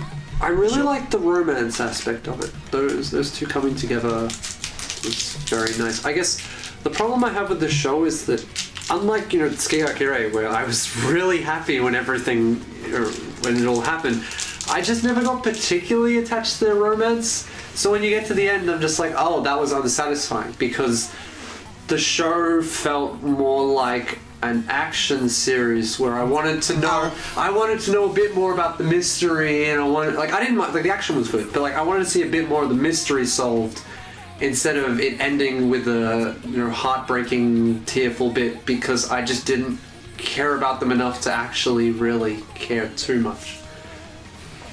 To me, the last scene of the show is a moment in an action mystery show where you go, oh no! These people are down and out for the count. What's going to happen now for the good guys? Instead of, oh no, I'm so sad this is happening to them. That's just how I felt about the show. I was also kind of disappointed that the racism aspect of the show just kind of stopped. I'm sad racism. It gets crazy. It's mentioned in the first episode or 2, and then it comes up once again, midway through, and then they just stop talking about it. It's gonna be happening in the second. I thought it was interesting, and I would have liked to have seen a bit more of it, and it just didn't come up again. It gets explained But this is not going to get that. It's not going to get adapted. Yeah, sadly, which means I'm not going to ever know what happened. But yeah, You're just unless you really got hooked on the romance of the show, it's an unsatisfactory ending. I love this show so much. I'm not sure whether I say it's the romance, but it's how the character, the main character sees himself throughout this whole thing, because he even knows by, I think, episode 11, he knows that this is not just simple romance. This is him have ulterior motive, outside all of those, and he's broken as fuck trying to figure out how to pay back for it. It's the world is amazing. The world itself, the mystery itself is amazing. I like the world building. I kind of like the characters. I like the themes they were going for. It needed something more. I wouldn't recommend the series. It's just missing a an element. It needed a little bit more to it. It's not enough salt. Not enough. Watch the show. You need a bit more pepper. No, I feel There's like, so much salt I going on. think if I had liked the characters a bit more, I would probably recommend it. Sure. But in terms of execution in the final episode, though. Yeah, it's fairly well done. Like, it's all right. It's a little above average, but I don't think I'd recommend it. Yeah, 6 out of 10. 7 Pretty hours, much, too yeah. much water. Like so. like a 6. Nah, No, okay. there's just enough water in this game. Don't worry. just enough water in this game. Ah, man. I like the surfing bits, alright? Surfing is good in Where was Poland. that? Where All was the Like, people why that the say fuck would otherwise you are ever wrong. complain when Yeah, like, this is her story, and this is basically how the entire thing falls out. So, I'm not too sure how. Like, character attachment is a really hard thing to get out. Yeah, it is hard. Yeah. Yeah, so it's I can't say it's because you like the character, because like if you don't like any of the character in Tsuki or Kirei, it's like yeah. who This cares is about one that? of the better shows this season. I just don't. I just wouldn't recommend it. You couldn't connect to a character, whereas I connect to a character so much. It's like, oh god. I guess if you watch it in the first few episodes, you really are really connecting to the characters, you probably will enjoy the ending. But if you're like me and you don't really connect and you're more interested in seeing how they continue the world building, what's going on with the kind of mysteries of this world, it's not a very satisfying conclusion. Yeah. They bring up a thing and it's like, okay, this is gonna the next few episodes are gonna solve the mystery, but there is no next few episodes. Yeah, there are two concurrent plot lines. One of the plot lines resolved here, whereas the other one still keep going on because Anyway, I think that's much we can talk about without going too much overboard. So, regarding to character you don't attach to for the main character. Alice to Zouroku, what is wrong with you? This is one of the better shows of the season. This is really good. Yeah. As I was saying before, Alice acts like a kid, but it's not just Alice, it's all the other characters in the show. All the adults aren't retarded like they usually are in anime, and all the kids, which is which is Sana and Hachan and Hachan's boyfriend. Oh, we don't know the name of her. I don't remember her name, but she's fucking the biggest tomboy I've ever seen. They acted like kids. And they were annoying. They were Their very fun. ages, probably, I guess. They're like. Because there's like. They're like 11, 12, kind of. They're like 11, 12, and they feel like kids around that age. Where there is, you can reason with them, but at the same time you can't go too overboard, or they're just going to get confused Or frazzled. or frazzled. Yeah. Yeah, I thought every episode basically was really enjoyable. Music was great. The first arc is a little troubled. The second episode is great. It's wonderful. But the episode 1 is all right. It's double length. The CG is unfortunately not great. Episode 3, 4, and 5, where you've got that action heavy plot. It's a little. Yeah, I dropped that right there. Yeah. That bit's it's okay. It's not great. I think it goes on a little too long. I think if it had been an episode shorter, it would have been better. But everything after that, from episode 7 onwards. That's halfway through the show already. No, episode 6 onwards, it's wonderful. So you get 8 great episodes out of the show, and unfortunately the 4 lesser episodes are at the front. And bunch up all together. Yeah. Yeah. The arc did need to happen for the rest of the show to happen, but. Well, oh, right. Sorry, I guess I misheard that as art, and I was like, I guess so. the art of the first 4 episodes need to happen. I guess if you can get through the first 5 episodes, you will be rewarded with a pretty good slice of life thing with a bit of drama and the occasional really dark episode. Yeah. The episode where they introduced Hachan was so fucking dark. Yeah. That was so out of place, and yet it worked really well. Yeah, because it's kind of got that feeling of darkness behind all those it's kind of like a nice happy powers aspect kind of feels a little dark. Yeah. But yeah, it's generally fun and quite light-hearted, but yeah, there's there is that sinister underside and like all the monitoring organizations and things like that are interesting. The art is wonderful. The music is great, especially the opening and ending. Yeah. Good job, JC Staff. Yeah, Another I'd show I liked. say it's one of the better shows this season as well. Moving on. Speaking of action heavy, Tsugumomo. Alright, next. It was like, considering that the manga is a decade old, and Yeah, started 10 years ago. and they didn't. All right, the You manga finished it, is right? like super heavy on the lewd stuff. Like, Yeah. the manga is not ecchi. It's basically borderline hentai almost. And I feel like because they didn't go that far with it, it comes off as a really like a fairly generic action ecchi show. I mean, there's dick grab every episode. There's dick grab every episode. Yeah, but there's nothing really explicit about how the show looks, so it just comes off as very dated. And like it's a little bit dated, and I'm sure even if they had adapted it, perfectly with like a great budget, it still would have come off as a little bit dated. But I think just because it's a low budget affair, because they didn't go like all out, they didn't air it on ATX or anything, so they couldn't really go too far.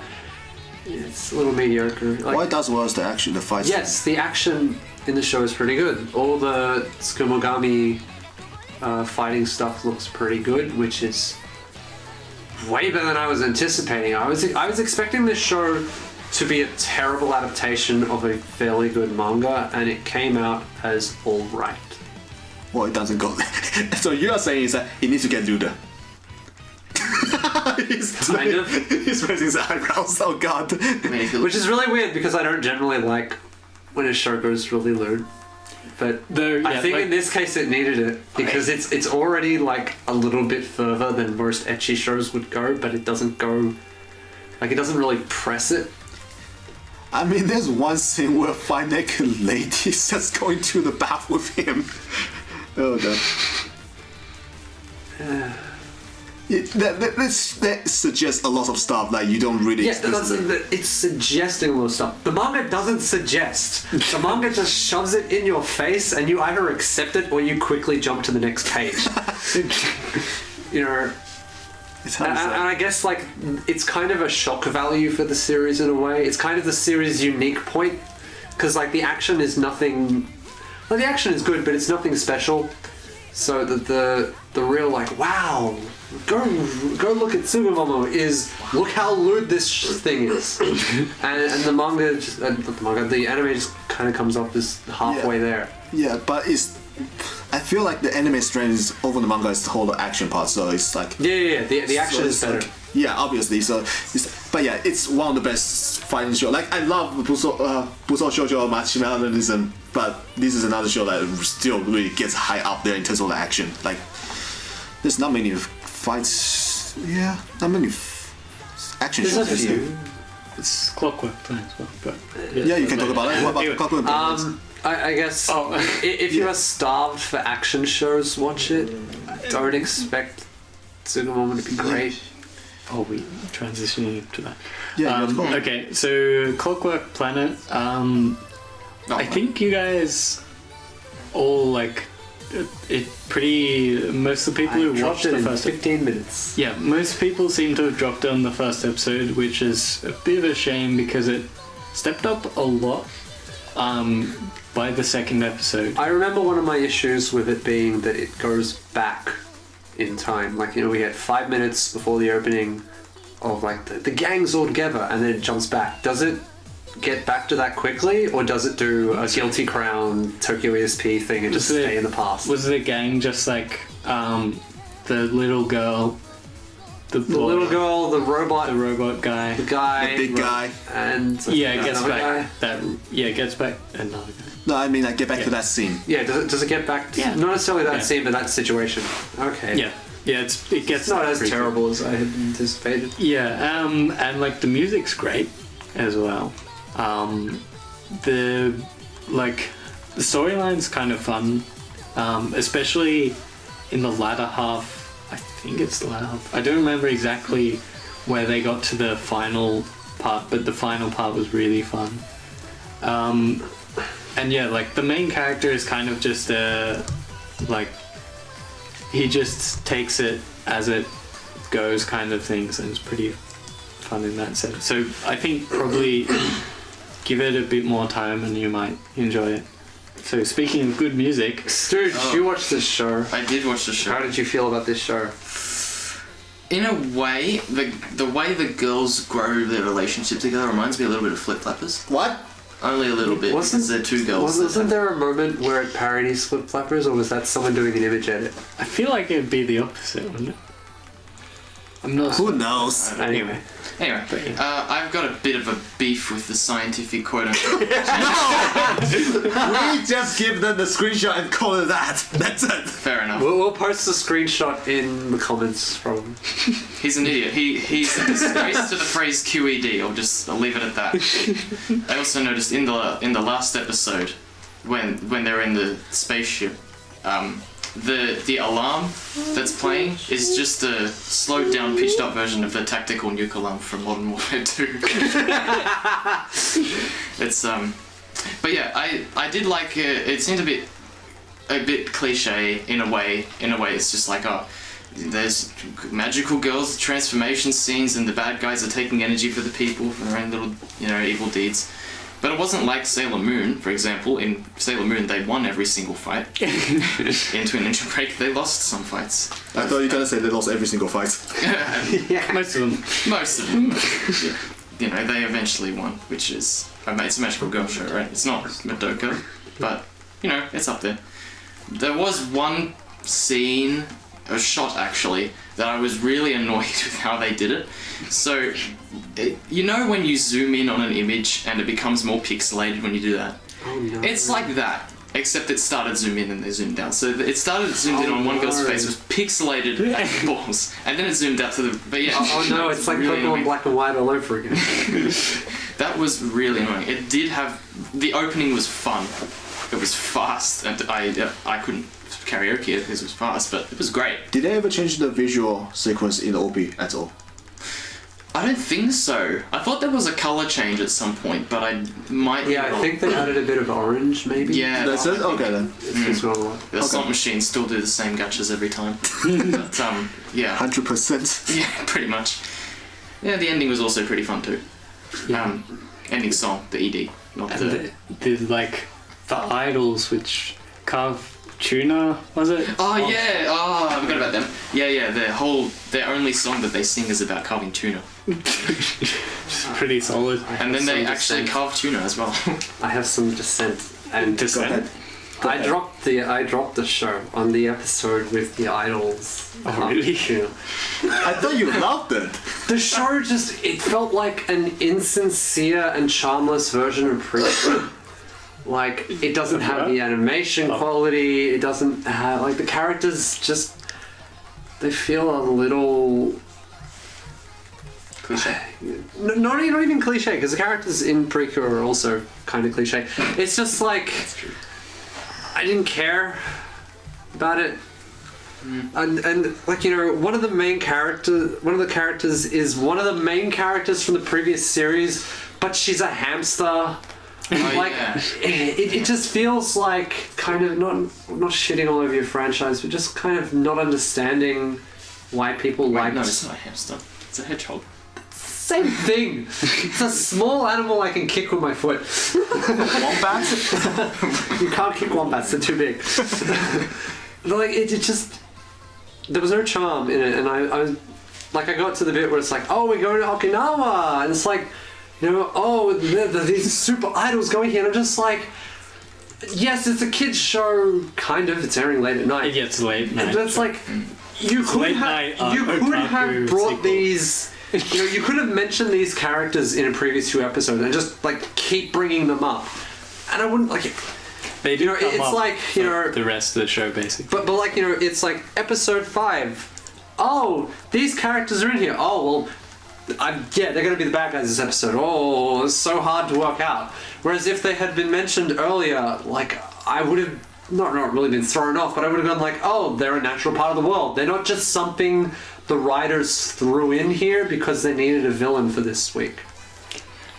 Probably not. It just feels like it feels like the show just lacks foresight, and the writers just weren't thinking, how do we make this feel a little better? Anyway, so you don't like it, but what do you guys think overall? I thought it was good. It was alright. No. It had elements that were good and elements I didn't like, in that it was just cliche in a bit, or a few ways. But yeah. And the Watch music Hardcat was really good, Heroes. so like even if you don't watch the show, have a listen to the Do that. OST. Yes. It's Watch really Heart good. Catch Precure instead. Talk about foresight. Nice. Minecraft. Seikaisuru Kado is one of the biggest shows. I don't know why I put it last here, but yeah. It is procedural in some way. Procedurally generated anime. Procedurally generated We're in the cubes. future. Procedurally generated Yeah, cubes. see Minecraft, I told you. Yeah. Yeah. How do I say? Like there are two. What is the show about? There are two distinct parts of this show. First 9 episodes and the last 3 episodes. Yeah. Yeah, The entire premise is someone from higher dimensions popping down to us and give humanity some extra overpower, like anti-strophe. What's it called again? Anisotropic. Anisotropic, Yeah, like that's pretty well. tools, basically. Infinite energy, perspective, and God console.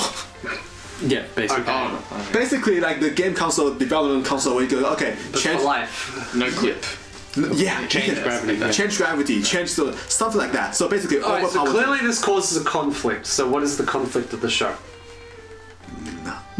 So it's kind of about negotiation kind of thing. So it's like, Well, they work out There's- who can have these. No, they have well, the plenty. conflict is like, if you give these to a certain person to start with, people are not going to want those people to have it. So this starts in So Japan. it's kind of like who should be allowed to have these powers. The initial, And, like, some of it, yeah, like, set the standard for what these powers should the be. initial way is kind of like the nuclear war.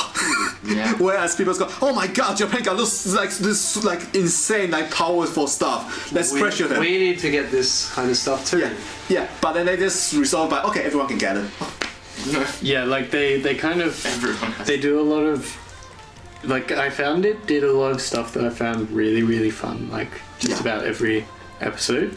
And it never really, like, if you watch the 0th episode and the first episode, then it kind of continues at that speed for the So is entire this show about politics? No. It's more philosophical instead of politics. Yeah, and negotiation and stuff. And Like, They are innovation. what is the right way to use these kinds there of are powers? constant debates on the related to are we going too fast? Are the humanity going too fast in this case? And whether Is it like tangentially related to the scene everyone talks about in F-Zero where they all sit down and talk about the rights of kingship? Just about these powers? I haven't seen I haven't seen that. Sorry. You haven't seen Fate's... What is this? Oh yeah, no, Which I've one? seen Fate Zero. I see. It's Yeah, no, obviously- probably not. Yeah, no, when you said F-Zero, I thought it was like Formula Zero. The F-Zero anime, the one where Falcon F-Zero, Punch happened. Yeah. Oh, yeah. F-Zero with Falcon Punches. I'm sorry, I'm too used to saying F-Zero. No, because everyone has it. It's also because like they are not just like benefiting certain individual. They're Yeah. benefiting entire. They are fast forwarding the entire development of humanity like by like centuries. No, I mean, like, is the discussion about this kind of similar to the way they approach the discussion in Like- Fate Zero there? Probably not. Like it's kind Well, of like it was like a kind like an in-depth discussion of like what makes a good king. You know, do they like go in depth into like how we should work with this? like because most of the people involved are negotiators, like government negotiators and people like that. You know, and there's like one scientist, which is really fun, and you know it's like all those kind of a few different perspectives about basically how to deal with them, and With the sudden advancements, really. yeah, and there's Is it smart or anime smart? smart. I think it's It smart. could be live action easily. It could be live action easily without being anime. But yeah, it's like an entire. How do I say it? Put it like, I don't want to put it paint in a bad light, but it's like, imagine you really liked your waifu so much that you just. That's kind of spoilers. What? You watch it and you realize what I'm talking about. It's not recreated but reverse. And yeah, I found like there wasn't anything that was like, oh, they've just made the main character smarter. It was more like they've just made the story smarter, and like I'll be honest, I didn't see the final part. The final twist. Yeah. The final twist or the final twist? The final twist. Yeah, I didn't see that coming at all. But yeah, basically, the way it's interesting because like you have this whole global events coming down, and then we see so many facets going on, like the governments, the reporters, the people, and the general public. Google. And Google. Google's in this as well. Really? Despite a different name. Basically, the whole idea of like the whole information should be shared with every people versus the whole, is this too much? There's some parts going on, and then there's also the parts where like people indirectly in contact with the new idea, the new tools, that type of stuff. Like how figure out whether this is a good way to approach it. Because theoretically, like it's like technology advancement should be shared with every people. Like it should be, but in this case, it's just too drastic. Like when the God Console comes out, I was like, imagine it falls into a bad hand. How bad will this was gonna be? Like that type of stuff. Like it just keep you thinking, because it's kind of like the philosophical stuff. Like keep you thinking as to whether like humanity is like stable enough to accept this drastic change. And then it goes like, but then in the last third episode, it just changed to something else, which I'm sure is gonna polarize a lot of people who like this show to begin with. And yeah.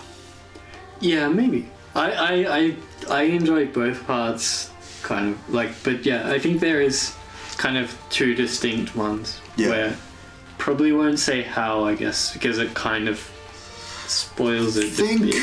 True Childhood's End, the sci-fi novel before, but more accelerated process and not as nuanced in that sense in terms of the conclusion. Think of it that way. This is what Seikaisuru Kado is. Still better than Arrival. Yeah. Anyway, last two shows, Kabukibu. And yeah, so Kabukibu is alright. I think probably not as good as, like, by a fair long way as Rakugo, which is probably, you know, it's kind of like, I think if you say the premise in this way, it kind of ends up as good as you'd expect.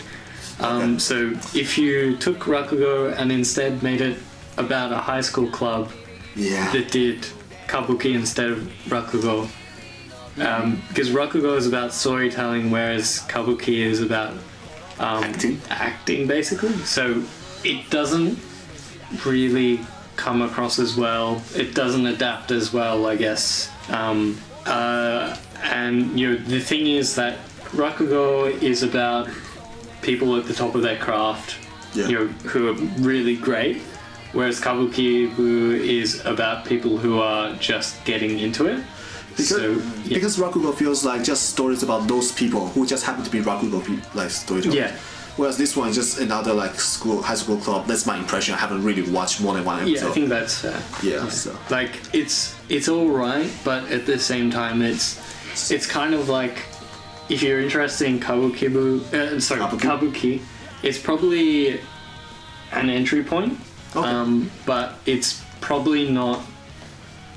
Like, it's probably an entry point into understanding it a bit, but it's probably not so much good as a standalone thing. Like, it's probably useful as a tool, but not so much if you're not interested in, you know, looking at Kabuki at some point or anything like that. It's probably not that worth. So remove the Kabuki introduction stuff. It's not a good standalone. Yeah, if it didn't have Kabuki, like, if the Kabuki was like, if it wasn't explained and they just did Kabuki, then it would be pretty it wouldn't be worth watching. Okay, next up, add in the beginning. Yeah, I think this is really quick. If you liked Astro Boy, it's kind of more Astro Boy, as the name implies.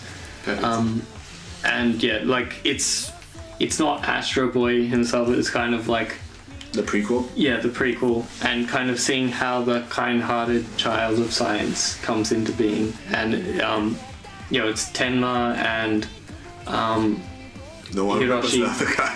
yeah. So those two, I guess the antagonist and the protagonist in The original show.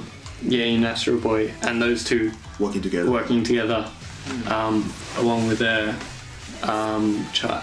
young Hiroshi's Basically, sidekick. sister. Yeah. That's pretty good. So recommended for item at the beginning. Okay. For the next time, move on to shorts. Roommate. We're gonna do this quickly. Alright.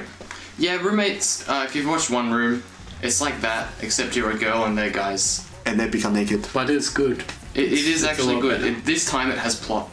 Yeah. Last time it was... Plot or plot? They turn naked. What did you expect? Yeah, if you watch the ending, it's, yeah.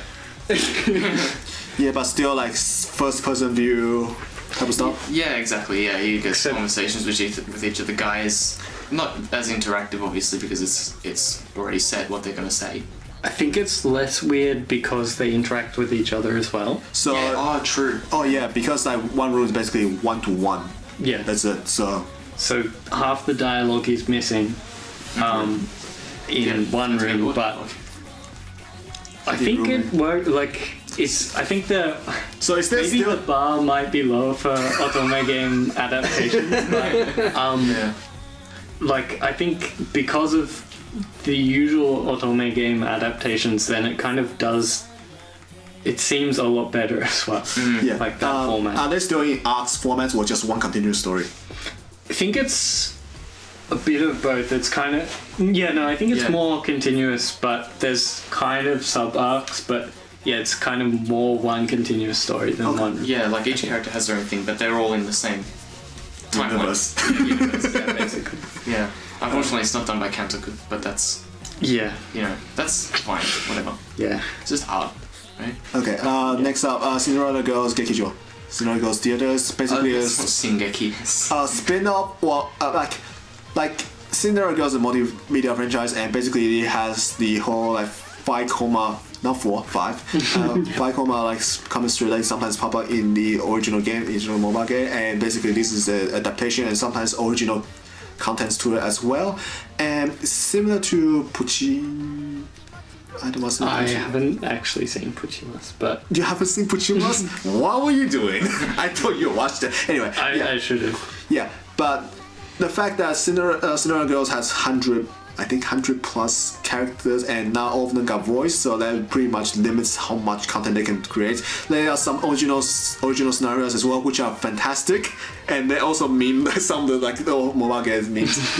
Like, yeah, they're fantastic. But yeah, this is basically like a light spin-off side story regarding to the whole like Cinderella Girls like production, and as someone who is really into like the whole the Starlight stage reading game, like this is fantastic treats for me.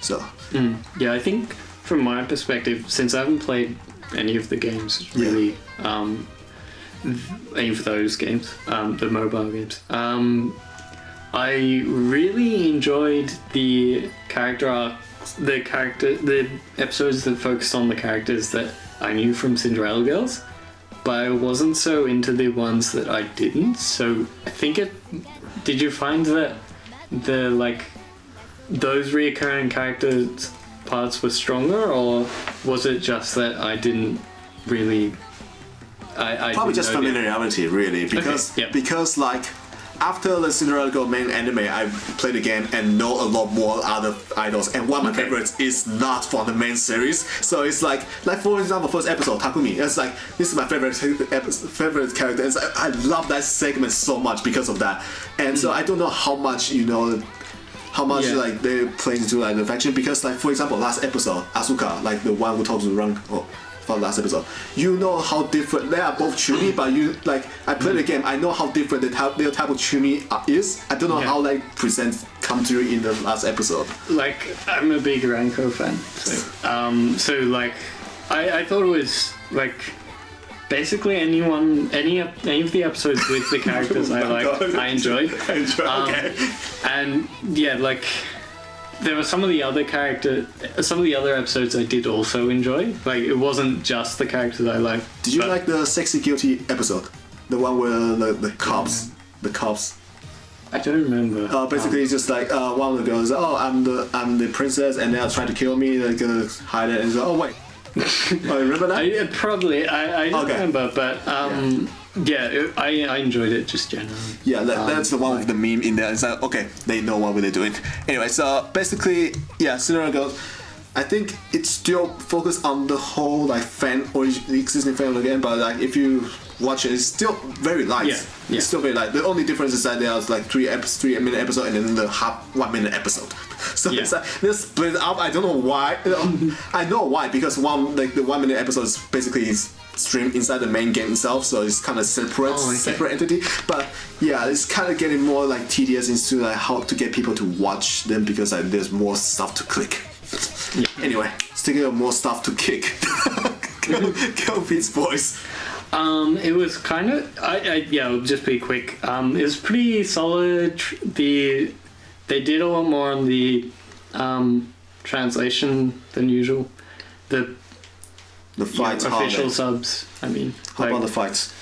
They're alright. Like I think it was kind of a bit meh, I guess, but it was alright.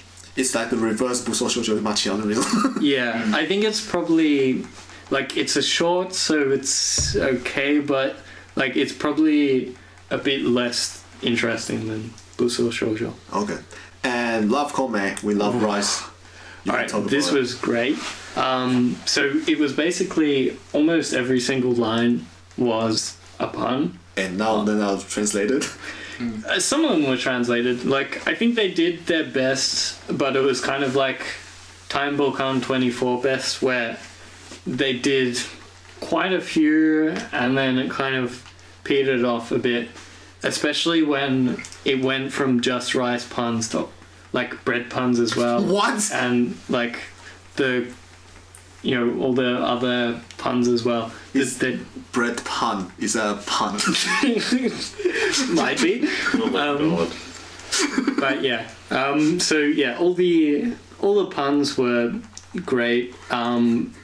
This is probably going to be a show where you'll see the Mel score will be really low because people didn't get it. Like when the news of second season announcement is, people was like, oh wait, this is a comedy? What? Because they didn't get it. Like people say, oh, okay, this is like kind of stupid. I don't get it. And it's like, didn't get the jokes. Yeah, and it's like, oh yeah, so they didn't translate the puns like, well, this is supposed to be a comedy? What? Yeah. Basically. Yeah, it was like there was some translation stuff, but yeah, like Donmai, I think that's really hard to translate into English. Donmai. Stuff like that. TL notes. Yeah. Don't mind means don't mind. Yeah.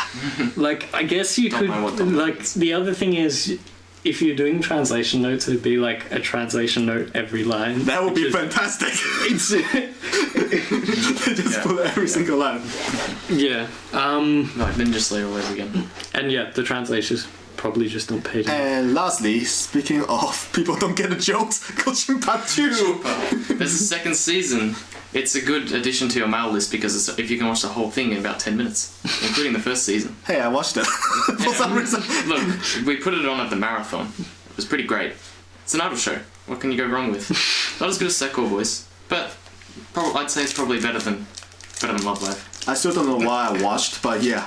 Hey, I finished it. It's good. Yeah, it's pretty good. The dialogue is a bit fast. Like they do like 6 lines in 15 seconds. 15-second episodes. Yeah. 10 seconds pretty much, because they've got like the outro as well. Pachinko Tyrant. Yeah, so it's like 6 lines that are pretty long or sometimes they've got secondary dialogue as well, so sometimes up to 10 lines in 10 seconds, and that's a lot. Sometimes on the downside, because of its length, you know some of the jokes like from a mile away, but like you can tell they're gonna stop at that point. So, like, but it's only like 10 seconds, so it's like even though that's the case, it's like okay, who cares? Next episode.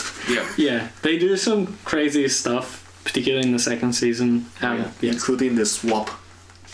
Swapping things, which again, that was, even though that was subtitled, you've got the dialogue running fast, the characters popping up, you have to read their names as well. There's the extremely loud PBs. Oh yeah, what the hell are those? That was just because it was rad. It's volume balance, but yeah, Konjibatu, I guess it's worth your time. I guess. It's value for mouse scores. Yeah, mouse score. Yeah. Depending whether you want to bump it up or lower your average.